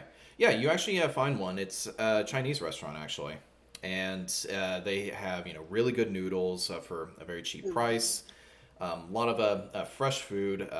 They pride themselves on actually, making a lot of good ramen and everything. So it's a place that you've gone to before. How cheap we talk? How cheap we talking? Because they actually say that the ramen is about $5 an entire bowl, and you get like that with a pretty big size. They pride themselves on being pretty cheap. Oh, and this has $3 to her name. You forgot I'm fucking broke, dude. I thought you had at least 4. So she's just kind of gonna look at it and just kind of go, damn it, and just kind of move on and look for like a vending machine. So yeah, when you're looking at that, actually, you know what? Let's roll for this. Let's see if this person recognizes you. Yeah, okay. So when you're doing that, you actually notice that someone just kind of walks over and just says, need a little bit of help? She like turns and looks at them. So would she recognize this person? No, actually. This is the first time you've ever seen this person. She just kind of looks them up and down, like. So a bit confused. This person is actually a kid from the look of it, and she just kind of looks to be. She's about 5'6", light blue eyes, short black hair. She has a bit of a small hair clip, and she's wearing a black hoodie. Taller than me. White shirt underneath, blue jeans, brown shoes, and she actually has a black beanie on. And you see her just kind of hand over you a couple dollars. She just says, "How much do you need?" And you actually see her kind of put off to her side what looks to be like one of those clunky Game Boys, actually, and even like a little cassette tape with some headphones that are around her neck. Nissa just kind of tilts her head a bit, and she's like, "That's really nice of you, but I can't take your money. I'll be fine." It's fine. I got plenty left over from IT.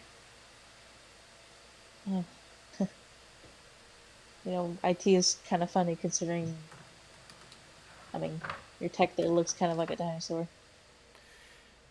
Yeah, I'm nostalgic about it. Do you want my money or not? As she just kind of smirks. Nissa just kind of rolls her eyes a bit and takes it. Well, thanks. If I see you again, I'll pay you back. No need. Anyway, I'll see you around. And she just goes back to putting her headphones on and plays some music and just walks away. You actually see her go back over to one of the electrical places and is working on that. Which brings us actually very conveniently to back to our other character who is going to link up basically to you, which is Paul Perkins. So, Joy. Paul, you are actually heading over pretty much to the same area, and you managed to make your way to the place where the workers, were talking about, and they say that, it's on the third level down. You were basically on the top level. Second one was like where the housing was. Third is where, all the mall stuff and electrical wiring is. So, yeah, you make your way down, and you actually make it to, well, where the glaring issue is. And go figure, it's over by this Chinese restaurant, which is... The problem is the escalators are not working, and some people are actually struggling to get a connection, on some of the, anything really here. Okay. Oh, let's get down to business. So pretty much what you see before you is, that same little girl. And you also see her, of course, give that money to another kid. And she goes back to working on some of the wiring that's over by the wall. Okay. I'm gonna go over to that same girl and ask what the well, I already know what the problem is. I'm just gonna ask about things, like how things are going along and if there's anything I could do. Okay. So yeah, you walk over to her, and as she's kind of messing around with some of the wiring and everything, she just kind of looks up at you, just like, is there something I can help you with? Actually, that's kind of why I'm here. I work for Wayland Yutani, and I was sent down here to see if there was anything I could do to help. I heard about there being some technical flukes going on down here, and I wanted to see if I could be of help. Well, I'm not really too sure what a company agent is going to do, but yeah, I need you to kind of, actually for now, hold this. And she actually just kind of throws like the little handheld game device to you. Ooh. Alrighty then. Let me find this. Haven't seen something like this in, years. Where'd you get it? Just I found it from some guy. A game store nearby. Doesn't work here anymore. Oh, that's a shame. I remember having one like this when I was a kid. My mom gave one to me, and man, I remember all different kinds of games I'd play on this thing. Yeah, cool. And she actually just snatches it back from you. Okay, now let's do this. She kind of jacks into it, and you actually see that the gaming device is actually almost like a makeshift hacking tool. Okay. Interesting. I haven't seen it do something like that before. Nissa, as this is happening, actually, you get your bowl of ramen, and you see the same girl, just doing the same thing with that gentleman who is in a pretty fancy suit from the look of it. Nissa? I don't think... Ash, are you there? Ash, you there? I think she's having maybe technical issues. Oh, there we go. Oh, I'm good. I'm good. Sorry. Oh, there she is. Oh, you're fine. You're fine. But yeah, I was just saying that, you see the same thing. You see this girl kind of going through the electrical wiring along with the guy who looks and dressed nice. Uh-huh. And you have the ramen. I sit and eat ramen. All right. Is there anything you want to do or just eating? She's kind of eyeing the girl a bit and like just got a idle curiosity. I was like, huh, this person helped me. And just kind of like passively watching them. Yeah. But like just while eating. All right. But if they look over, she'll kind of just like do the thing where like when you're caught staring at someone, just kind of like look away or look down at her food or whatever. Okay. All right, then, yeah, in that case, So going back to Paul. So, Paul, you're just kind of observing all that. And as soon as she's done, she's like, perfect. You done? Should be. Thanks for the hands. And she just takes the USB cord out and just puts all that back away. Oh, sure. Always happy to lend a hand to hold a gaming console for a little bit. Where are my manners? I almost forgot to introduce myself. I'm Paul. Astra. Nice to meet you. That is such a Meet you as lesbian well. name. What? I'm sorry, go on. Moving on. Sorry, I heard that. I thought it was I me. That's a quote. Sorry. And she just kind of starts walking off. Oh, but you were going to say something. No, I was gonna just tell her. Astra, keep up the good work. Yeah, you too. Make sure to hold on to everyone's stuff. Duly noted. You're really good at it. I'll say that much. And as she turns away, Nissa, you just kind of see her roll her eyes a little bit. Of course, I'm sorry, Paul, you don't see it. Yeah. And then he just thinks of it. And while this is happening, even though he doesn't see it, Paul just says to himself, "Oh, she does have a point. I do have years of experience holding stuff."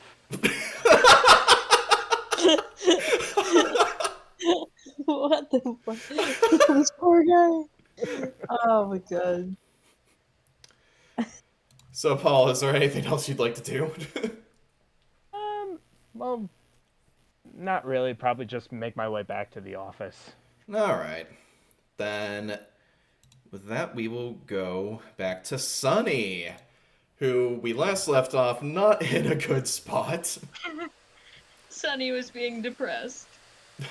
Okay, so Sunny, you were basically having a mental breakdown over by your... pretty much after that show, so what's Sunny doing now? Sunny goes up to like the host of the thing, goes and is just like very sheepish, like, I'm very sorry that I didn't do good. I can try again and do better. Hold on there, kids, for a sec. What do you mean?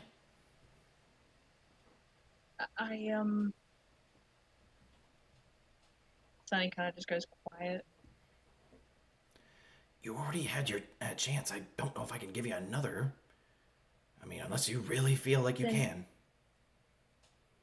But if I can't, then what am I meant to do? Roll... I know it sounds bad, but manipulation, because you're trying to convince them. Roll a depression check. Wait, so is that empathy and Empathy and manipulation, yeah. Okay, I can roll 9 dice. Holy shit. God damn. Oh, I missed it up 1 minute.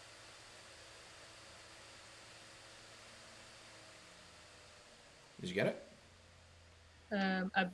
Give me a moment, I'm an idiot, okay? No, you're not. We don't accept that kind of language. Not in this it's Christian literally alien like- RPG. I'm kidding. This Christian alien RPG.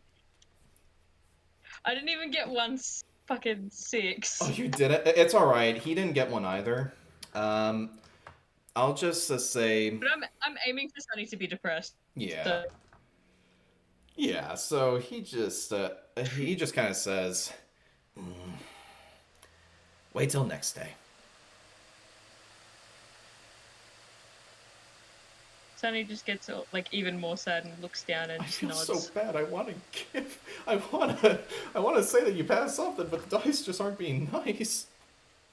No, I'm doing a thing. You because I are. want Sunny to meet Nessa. Oh, yeah, okay. So I'm doing everything. Because Ash and I have been talking. I can tell. I've been seen in the chat. Sunny just looks sad and goes like, "But what if I don't do good again?" Are you asking the guy? Yeah. Yeah, he just kind of goes, then you'll try better again. I don't know. Oh, sorry, kids. Sorry about that. I was just talking to, no one, actually. Let's keep going. Let's roll with it, shall we?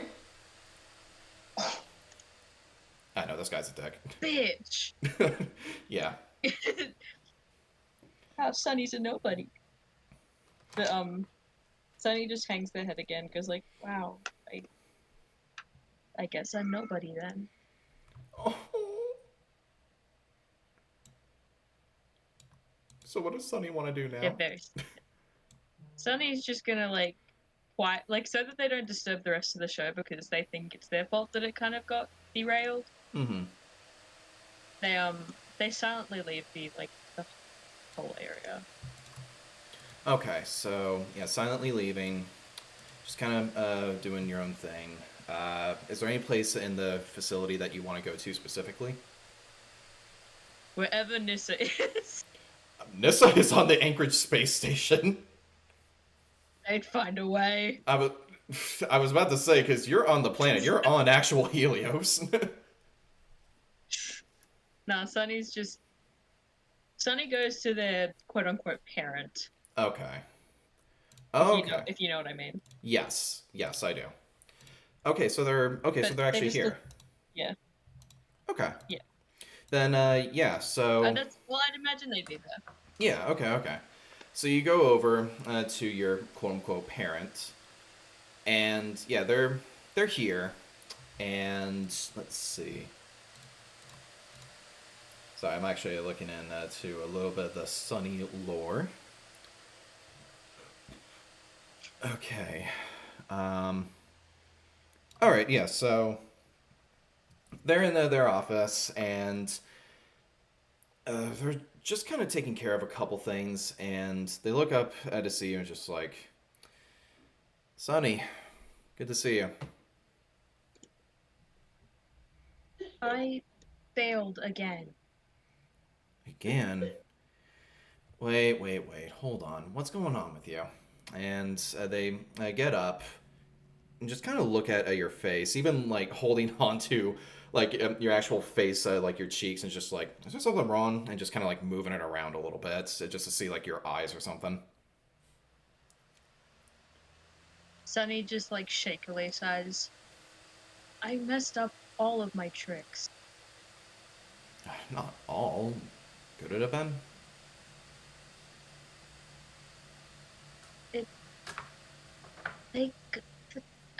I don't know what to do. This is the third time I've messed up. You know, even the best can fail. You can't give up now. But I'm not supposed to fail. Listen. No one in this world is perfect. Not even you. You might be perfect in my eyes, but the world is going to see things differently. We're all bound to make mistakes. But you told me that I was perfect. That I'm not asking you to be perfect. You're already that in my eyes. I'm asking you to just do your best. That's all I can do. That's all you can do. But they don't see it as my best. Then fuck them. With all due respect. But what happens if I can't go back because I mess up again? What if I hurt someone? You're not going to hurt anyone. I did last time. It was more so yourself. You know, the thing that I'm noticing about you is you do not forgive yourself. You need to learn to do that. But I'm supposed to be better. You said that yourself, but but the first memory I have. I know. I let my temper get the better of me, and I'm sorry. And I'll keep saying that until that phrase doesn't even mean anything. But you just gotta learn to do something about it, okay? Look, we'll work on this together, alright? I'm working on something that should be able to help you out. But in the meantime, just... Actually, you know what? I'll ask you this. If you messed up, even then, did you help one single kid while you were out there? I guess. I messed up a balloon, but the kid afterwards came over. Then that is a victory. Something worth sharing. Something worth taking. Take that as your success for a day. Even if it's something as minuscule as just making it through the day. That's all that matters. And he just points it to your chest.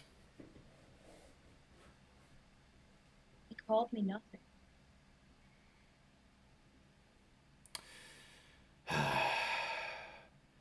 I'll see to it. If I can talk some sense into him. I hope so. Look, just get some rest or something. Okay. And then after that, he just kind of closes the door. I haven't been using that sound effect. So yeah, you go back over to the main lobby, and you just kind of look out the window, I suppose, right? Or is there something else you're wanting to do? Sunny just look out the window and kind of like zone out. Their shoulder's still twitching after the fall. Yeah. Okay.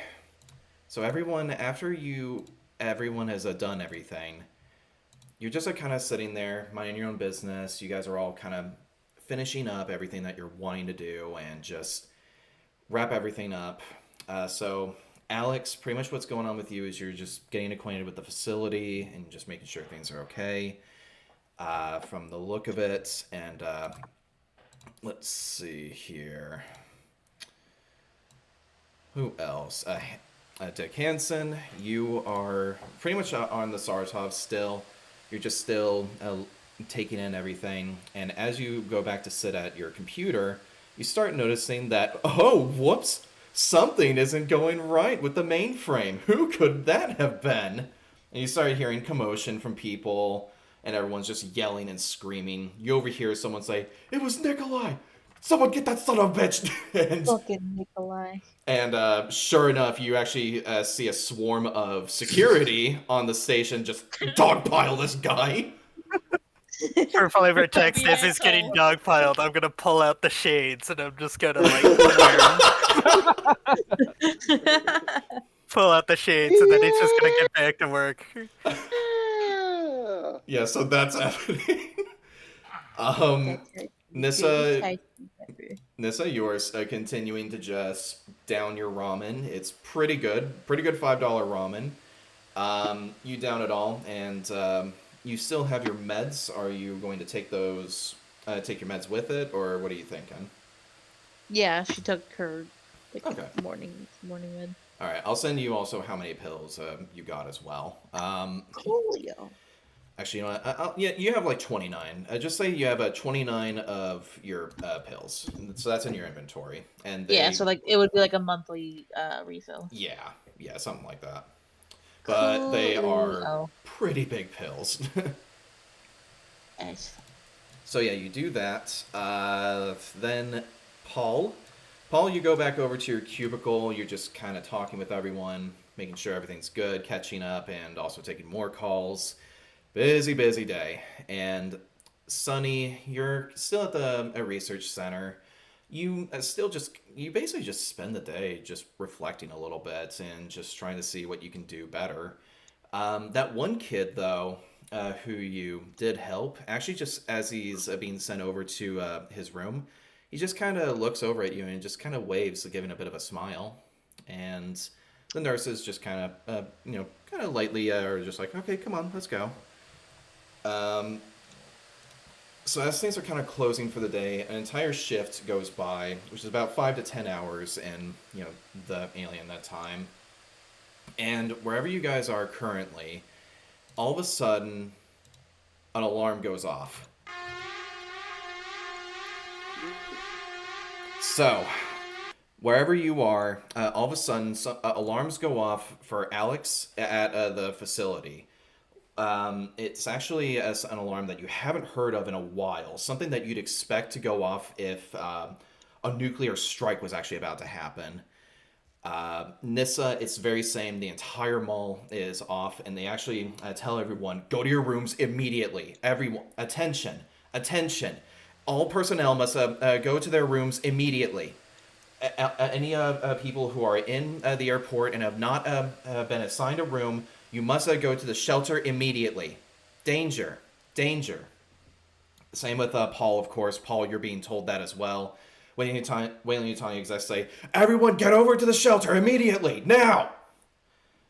And let's see, over on the Saratov for Dick, I said the first time. Dick, you are a very... You said it! You said his name! He said the funny word. Dick's just doing his job, being a dick.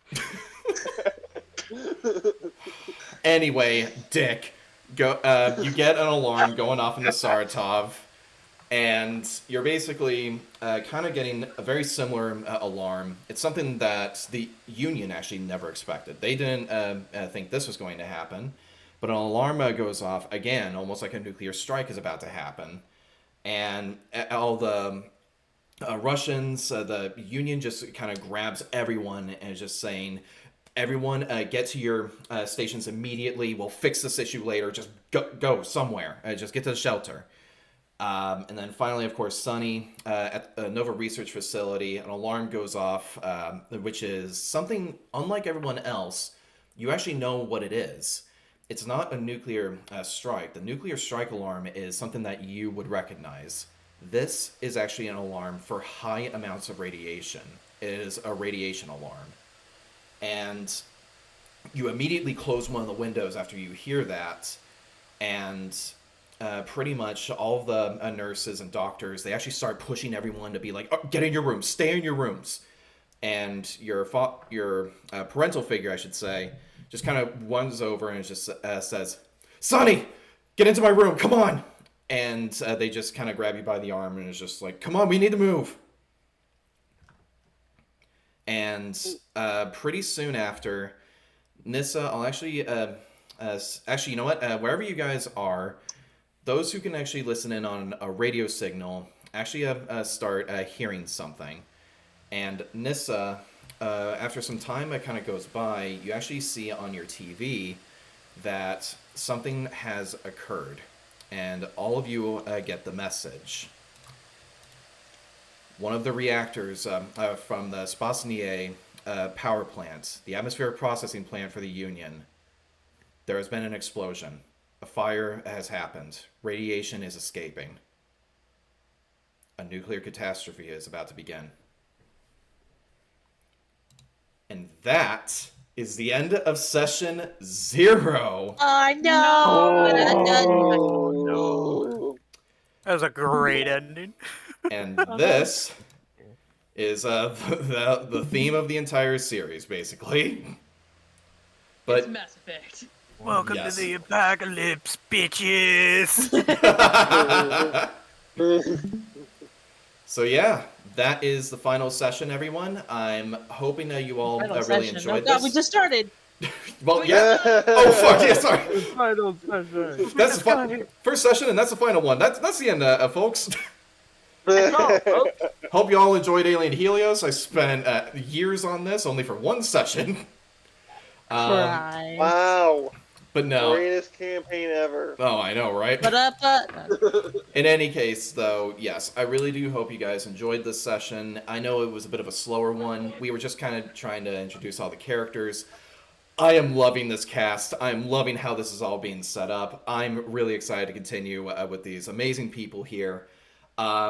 Yeah, overall, this is just going to be so good. It's a wonderful opportunity to be doing this. Guys, how are you all feeling about this? Anything you want to say to everyone? I'm so excited. I'm so excited. I'm so excited. The Do ultimate shades. do not watch this. Do not watch this. This isn't worth I it. just Just kidding. Damn, all right then. Thanks, Dan. Fuck you too. No, watch us for more shenanigans. Man. Yeah. Man, Please, we're silly goofies. the only regret I have is that I didn't start Nissa on the Nova space station because I was debating on it. I mean, it's fine. It's fine. You guys are all going to see each other very soon. But that is a topic for session 1, which will be happening very soon. So, everyone, Ooh. thank you for tuning in. I'm really excited to get this campaign started. Really excited for this passion project to really kick off. So, in any case, I think that's pretty much everything. Happy to hear that everyone else is excited too. Ow. And until next time, we will all see you in the next session. All right. Hey, everyone. My name is Mitchell, and welcome back to Alien Helios, session 0.5. I am actually here with another one of the members to the party, another one of the players. This would be Bat Sherlock. Bat Sherlock. say Hello, hi. everybody. My name is Markiplier, Oh my and God. today we'll be playing. Nah, I'm messing with you. Hello, I'm Bat. All right, yeah. So yeah, I got Markiplier with me, and yeah, we're gonna be playing the Alien RPG. He was the only one who wasn't able to make it for session 0, so I wanted to get his character introduction and everything in order before we actually start with sessions 1, I should say. And yeah, so this is just gonna serve as a quick little one shot, just to kind of basically do the same thing as what you guys saw with the previous session and just introduce him. So, yeah, Bat Sherlock, go ahead and introduce yourself and more so introduce your character. Oh, yeah. I should do that. Yeah. Hello, everybody. First time on a thing, so bit nervous. Anyway, I will be playing Ben E. Cameo, a roughneck who has lived on a planet with aliens for, I think I said like 5-ish years Yeah, 5-ish from years. memory. Yeah, he's been there quite a while, and should I tell him the agenda, or should I keep that a little hidden thing So that's from the them? thing. Yeah, I forgot to mention that. Personal agendas, we actually like to keep those secret. So what you're looking to do, that is hidden, but your backstory, give as much as you'd like to reveal. Oh, okay. That will be noted. So Benny Cameo has been living there for quite a while, and he had gotten to the point where the aliens didn't seem to care as much about him, because he was kind of just there and he didn't pose much of a threat, and he was getting to the point where he wasn't even really useful to them. And yeah, so he's kind of just lived there, and only recently has he been rescued from the planet and taken to the space station. Yep. And then, of course, with the Helios introduction, that, of course, is in session 0, which is with everyone else. So that introduction is still in place. It applies to this. Bat has already been told about all that as well. But yeah, so without further ado, let's go ahead and get straight into it. All right, so right now, I'm just going to kind of set the scene for you, Ben Cameo. Yep, no problem. Also, sorry to the audience for my coughing. I got COVID, so that is why I sound different and why I'm coughing a lot. So bear with me. Thankfully, I'm on the mend of it. Anyway. All right, so, Ben, we're going to go and log you in and just see how things work here. And yeah, well, welcome aboard Alien Helios. All right, so Right now, we are going over to the Anchorage Space Station, which is a UA-controlled space station, of course, in orbit around the planet of Helios. Now, this is station, it's kind of like almost looking like a singular tower in a way. You know, like the towers that you saw from the Nostromo, from the actual refinery part? It's essentially just one of those. That's essentially what the station looks like. Yeah. Okay. Still pretty big, but it's got several levels to it. And you are on one of the levels here. It is actually on what I believe to be the third level. Yeah, the third level, which is where a lot of like the apartments and medical facilities are. So you are actually in the medical wing over here. And right now, you don't really. Right now, we kind of pan into where you are in your room. You are actually in the room where you are being somewhat interrogated in a way.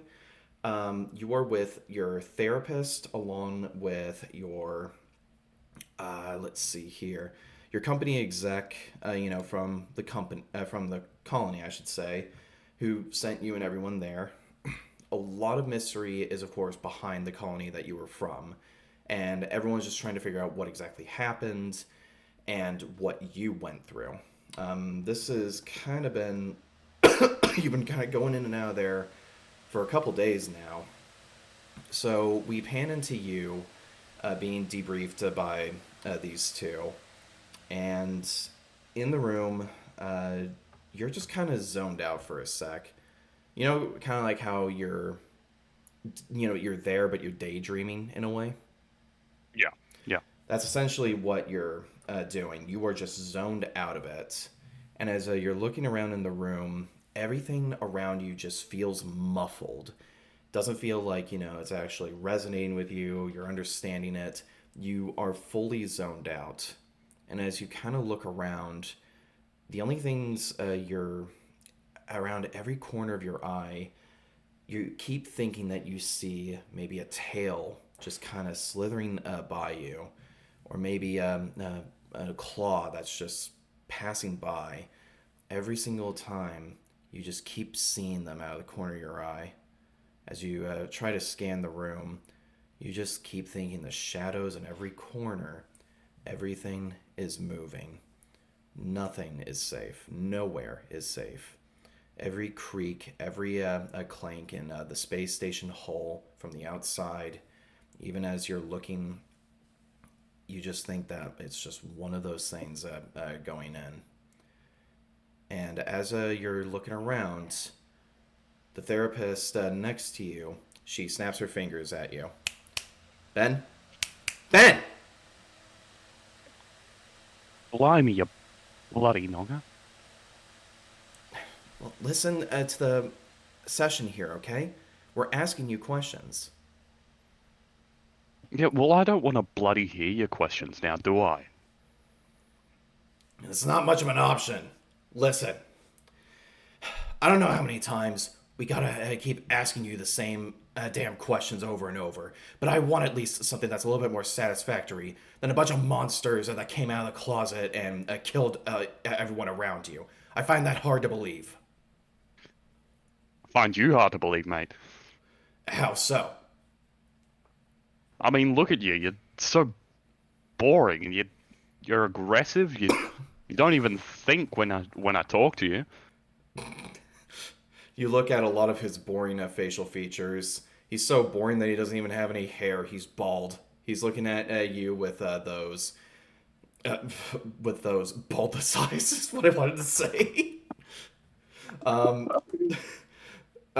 He just has like a standard black suit with a red tie, white shirt underneath. He's basically like the hitman from the games. That's what he looks like. Oh my god, he looks like Agent 47. Yes, he's just looking at you like that. Except he's not as cool. Now listen here, Baldy Chuck. Now, when I say that a bunch of monsters came out and killed everyone, I mean that a bunch of monsters came out and killed everyone. There's not much you can do about that. Are you trying to get your job and license revoked completely? Do you want to stay in this facility? Because I can definitely make sure of that. Now, hold on. Ben, just like what we went over earlier, just take a deep breath, okay? Just take 478. Just keep doing that for a little bit, okay? Just calmly tell your company exec here fully what happened, okay? It wasn't that. You were seeing things. You were in a delusional set of mind. What the hell are you on? If I say I'm not delusional, it means I'm not delusional. Alright? I'll tell you what I saw. Bunch of monsters, killed everyone, and I was stuck there without an ounce of help from you guys. We were trying. We already told you this. With complications being over by the frontier, with the constant war with the UPP and the UA, there's not much that we could have done. Once the incident occurred and we lost contact, look, our resources were already stretched thin. I tried. Yeah, I know. Could have been a bit faster, though, I'm sure. I struggle to believe that it took you that long to figure it out. So I presume you knew about the Frontier War? The one that already passed by 2 years ago? That one I did not know about, though. Well, Bit hard to get the news when you're down there. Well, it should explain at least a little bit. Look, there were already colony arguments before, and then it turned into an all-out war. There's very little that we could do. Quite frankly, we thought that the colony had been exploded, because that's some of the reports that I got. Agree to disagree.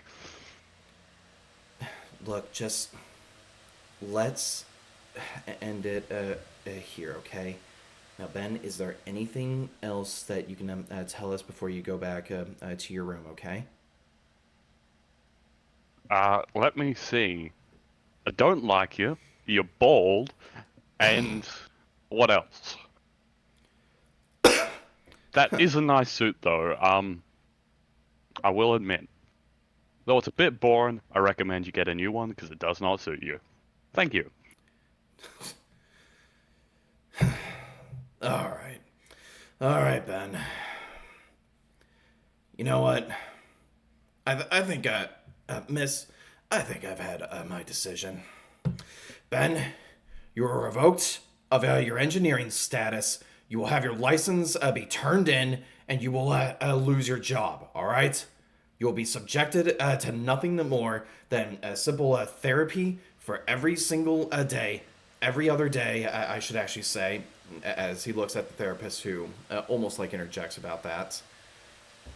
And you are to stay here until you sort out your problems and to learn a little bit more respect. Thank you. I would like to apologize. This seems like quite a bit of punishment for what I've done. See, I'm perfectly understanding of the license revoked and remaining on this station until my problems are fixed. But you can't bloody leave me with her now, can you? Yeah. Well, I learned from the best. Don't be so boring. Thank you. That will be all. Meeting is adjourned. Bloody hell. And he just slams the door. Well, that could have gone better. Could have gone worse, though. Gotta admit, he is quite a boring fellow, isn't he? Well, yes, but the point of all of this was that the therapy and everything, we're trying to help you get back into the field to keep your job while you seek therapy. Now that's gone. Now you need to look for something else. I'm perfectly fine, thank you. I don't need your help. I can live my life the way I want to. Well, unfortunately, that's just not how things are going to work here. And she opens up the door and walks you out. Now, the thing that you're seeing is in the little med labs or med bay section, you're seeing the hallways, look kind of similar to how a hospital does look. Kind of chrome looking, almost like I forget the name of the station from Aliens, but it's kind of like that. It looks very similar to that. The one where Ripley was in. And it looks, very pristine, very clean. You see a lot of people kind of going in for meds or treatment, surgery, whatever it may be. And she begins to walk you outside to wherever your room is, which is just kind of down the hall. All right, look, you just have to understand that you still have a life here. You have a purpose. And you need to realize that. And you know that, right?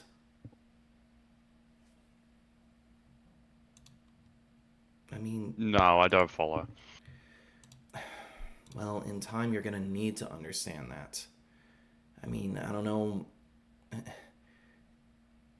I mean, I hate to bring it up, but what do you think your family would say if they knew about how you were handling this in their aftermath? Do you think this attitude justifies everything that they did for you?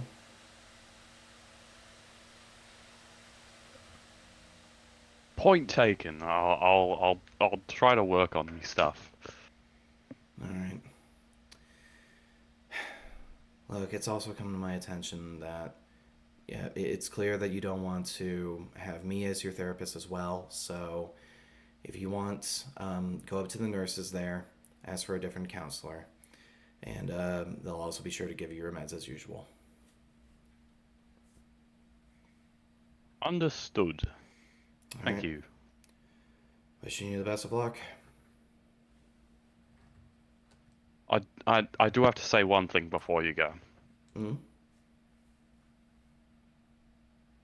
It wasn't you that was the reason I didn't like therapy. Oh? I just don't like sitting in a room that long.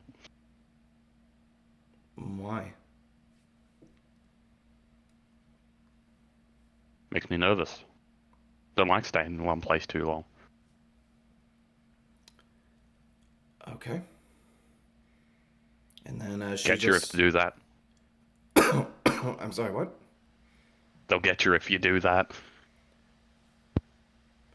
She just kind of nods and then just starts walking away. So yeah, that happened. Good. She's just like, okay, yeah, I'm gonna walk away now. Gonna crawl in her pants someday. Jesus. So, yeah. Now it's kind of up to you as to where you want to go. You have the place where she was pointing out, like the main receptionist, where, she'll be able to help you out with everything. You can also just go to your room if you want. Or you can do really anything. I mean, you are free to roam the station, but if you do go outside the med bay, you do need permission to, just be accompanied by a nurse or someone. I'm gonna head over to the med bay. Reception? Oh, reception. That's the one. Yeah, okay. So you head over to the receptionist. Just kind of waiting in line for another elderly woman to just kind of get her meds, and then she takes them and then walks off. And then you just see her, and you see her name is Sasha.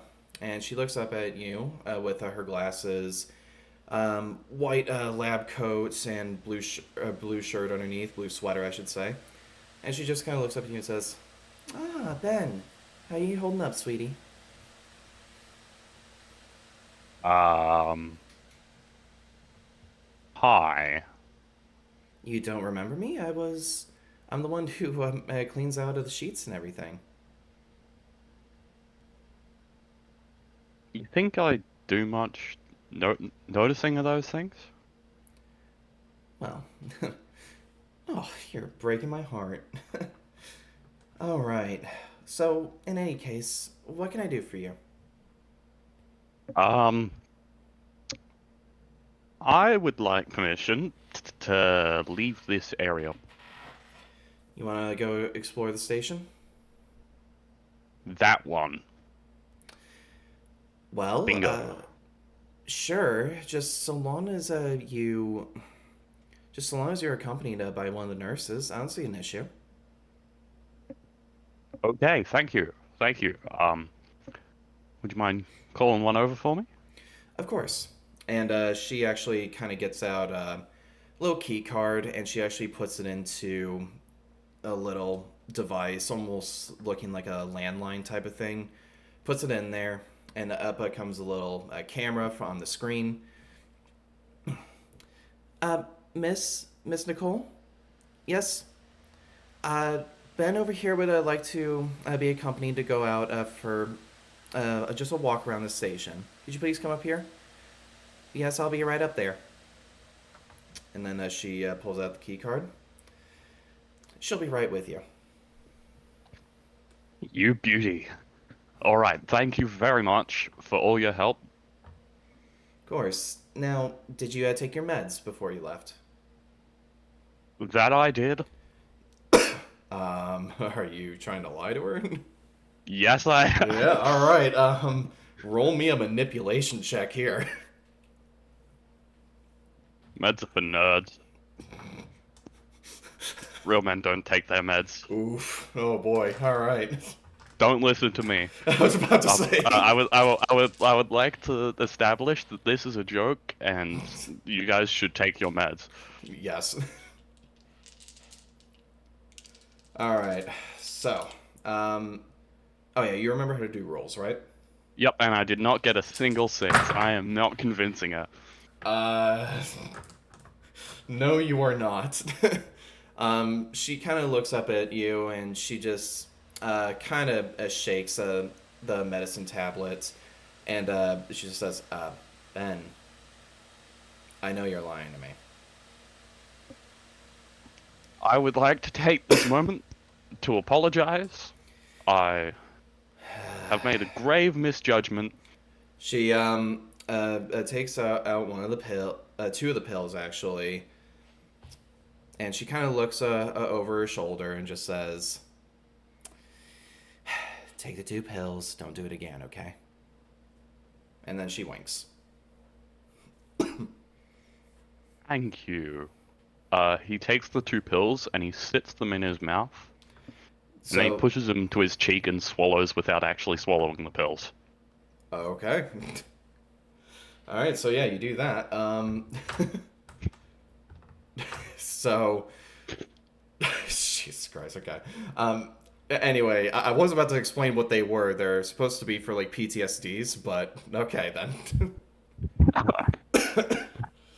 Oh boy. Like I said earlier, taking your meds is for nerds. Ben is no nerd. Oh my god. Alright. So, after a second, I mean, I'm presuming you just spit them out later or something like that.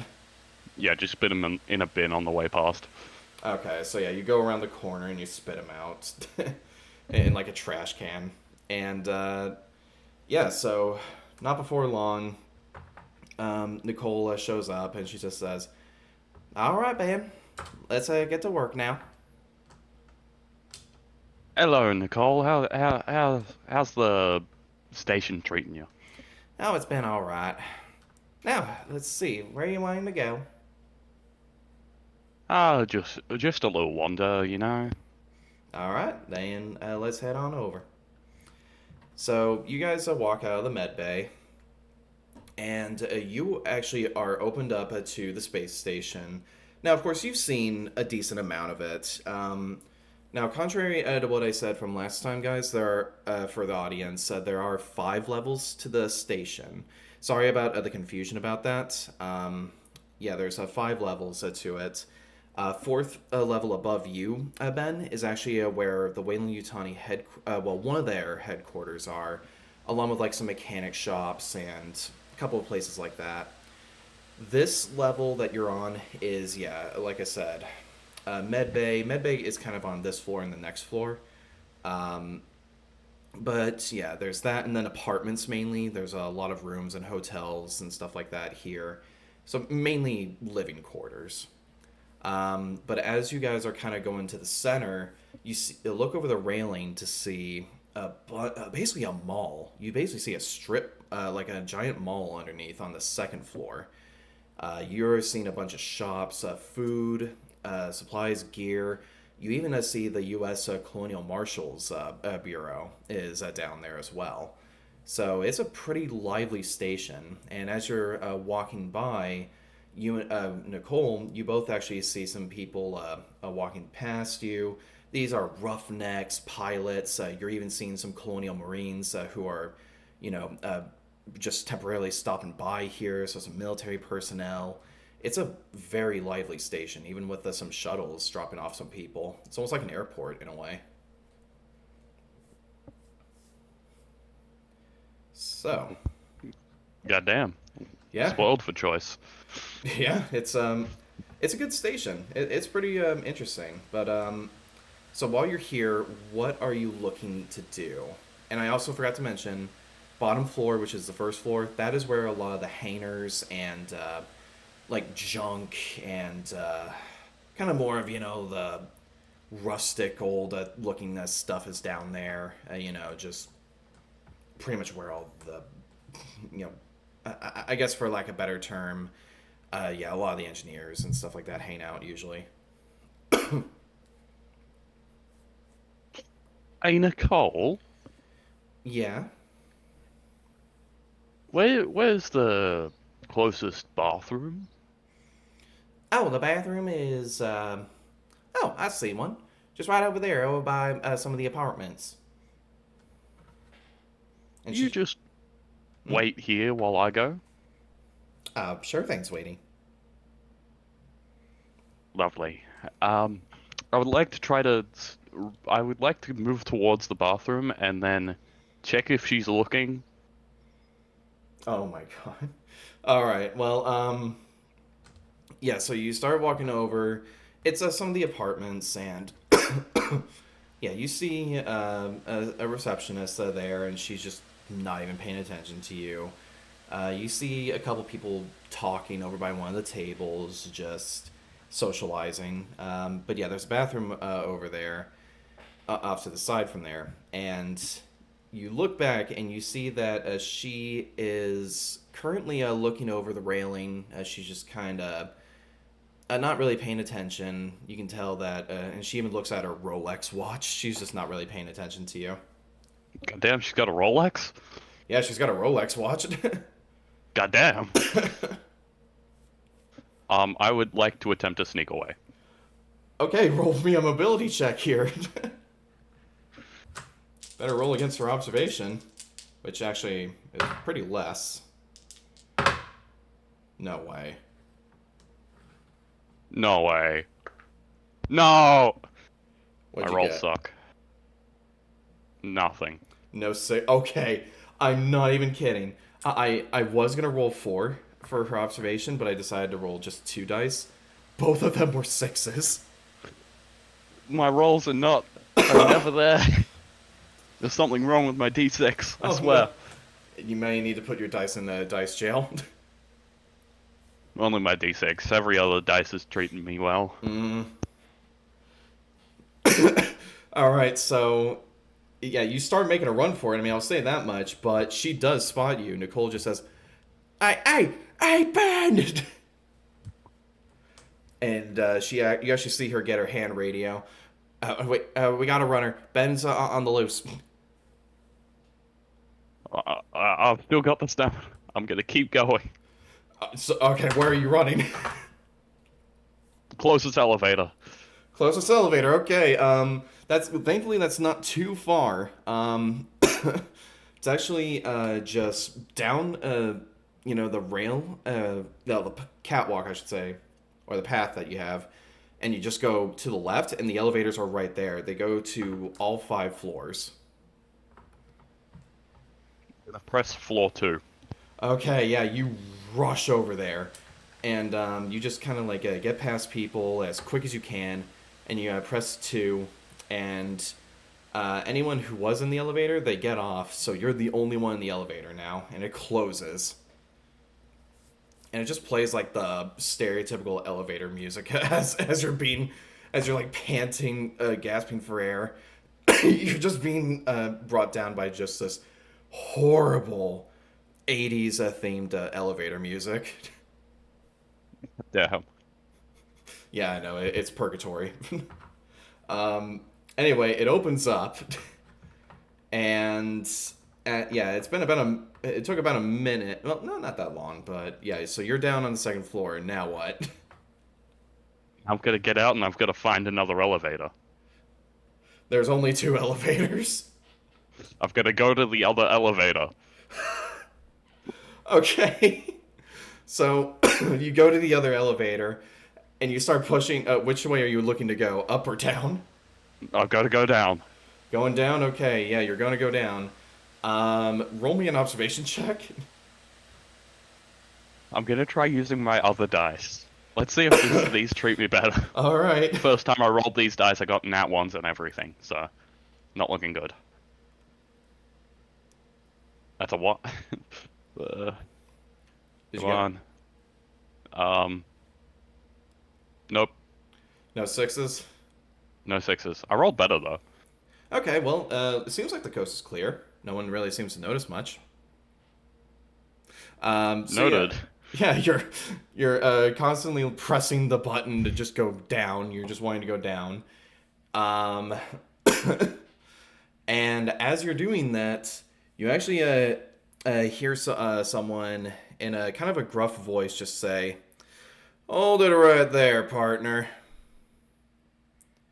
You look up behind you, and you see what looks to be a pretty tall man who happens to have a marshal's badge, a silver marshal's badge. He has kind of a handlebar mustache with what looks to be a prosthetic arm, his right arm in particular. And it's kind of put like kind of around where his revolver would be, or his holster is, with a black duster coat, black apparel in general, with a white collared shirt underneath and a black tie. And he's just kind of looking at you, smirking a little bit. Where do you think you're running off to? I would like to hold up my own rusted metal prosthetic arm that is on my right arm, and just go, "Hey, look, we match." That we do. Now, what does that have to do with you trying to make a getaway? Couldn't help that you were pressing that button quite frantically. Sorry, I meant back.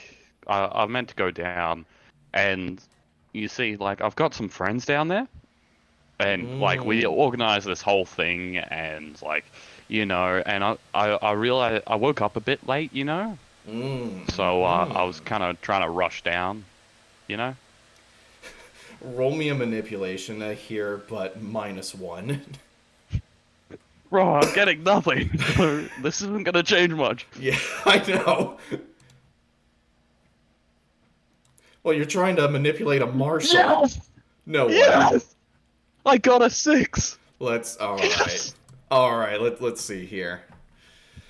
All right. Happiest day of my life. All right. Let's see how well this goes. Oh my God. Are you kidding me? He didn't get anything. Yeah, he got nothing. Fuck, alright then.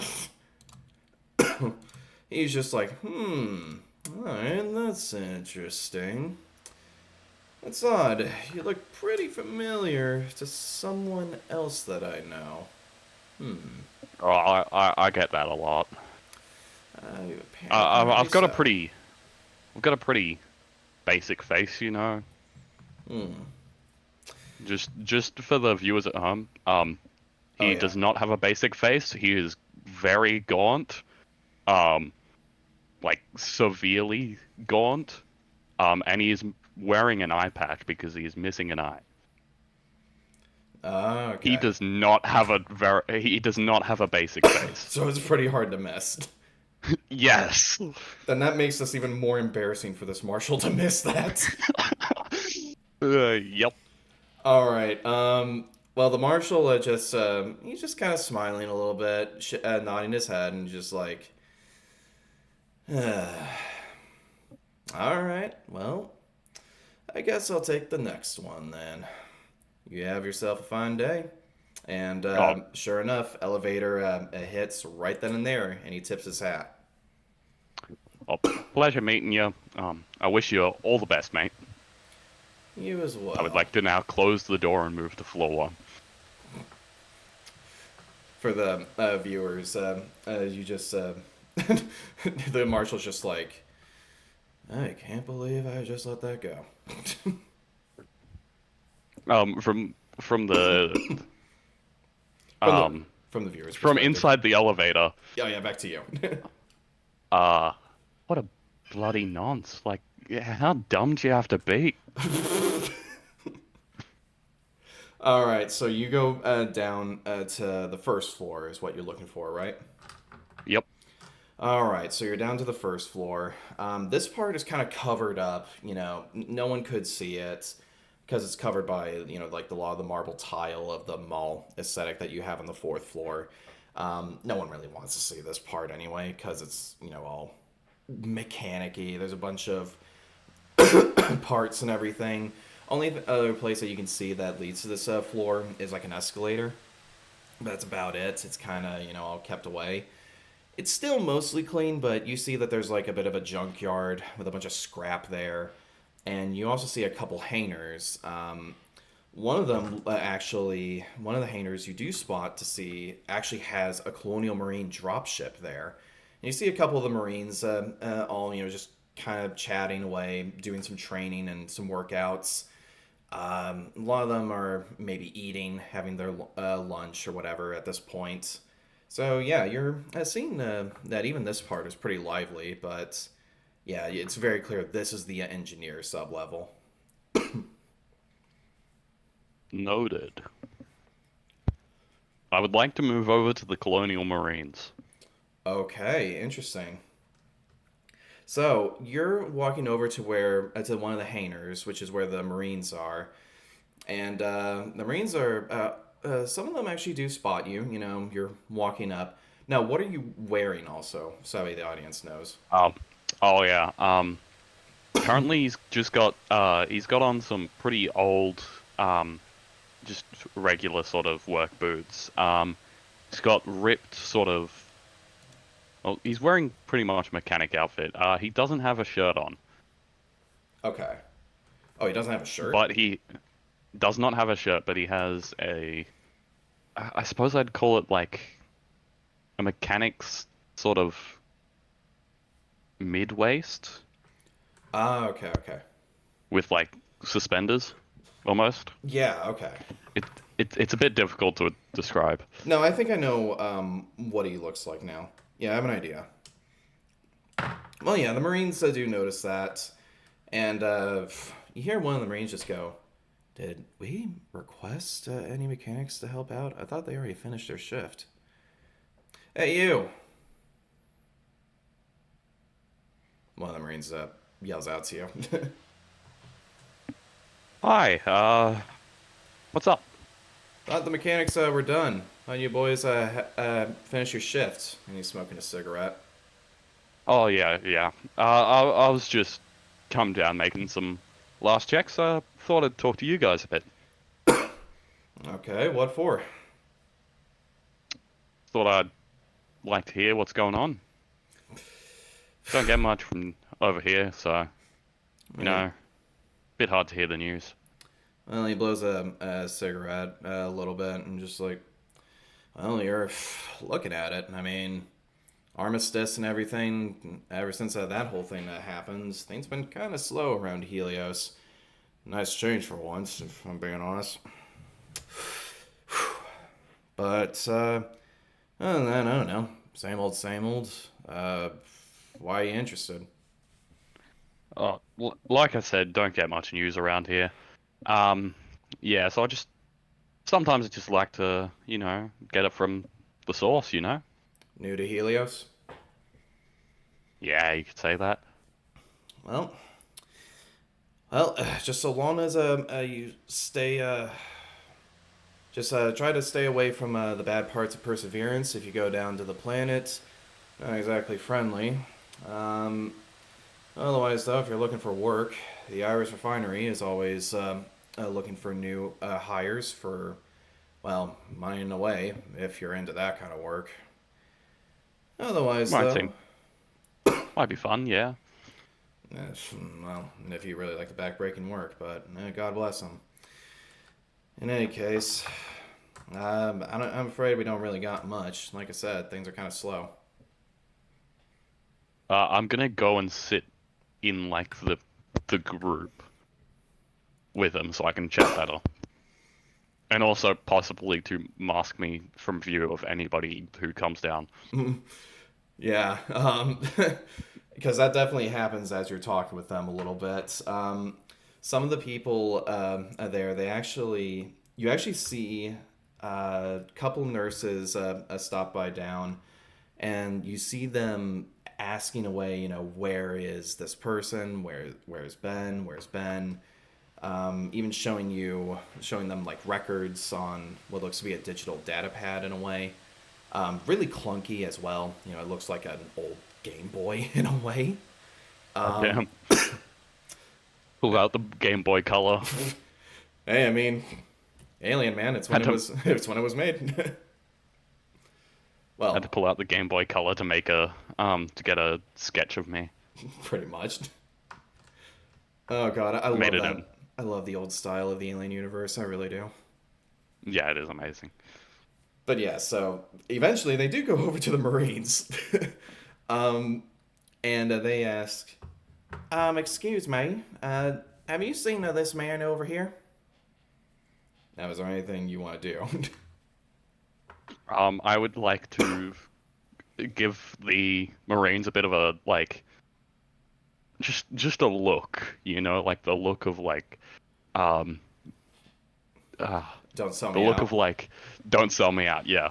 Okay, roll me one, roll me one more manipulation check, just one more. Okay. This is your last shot.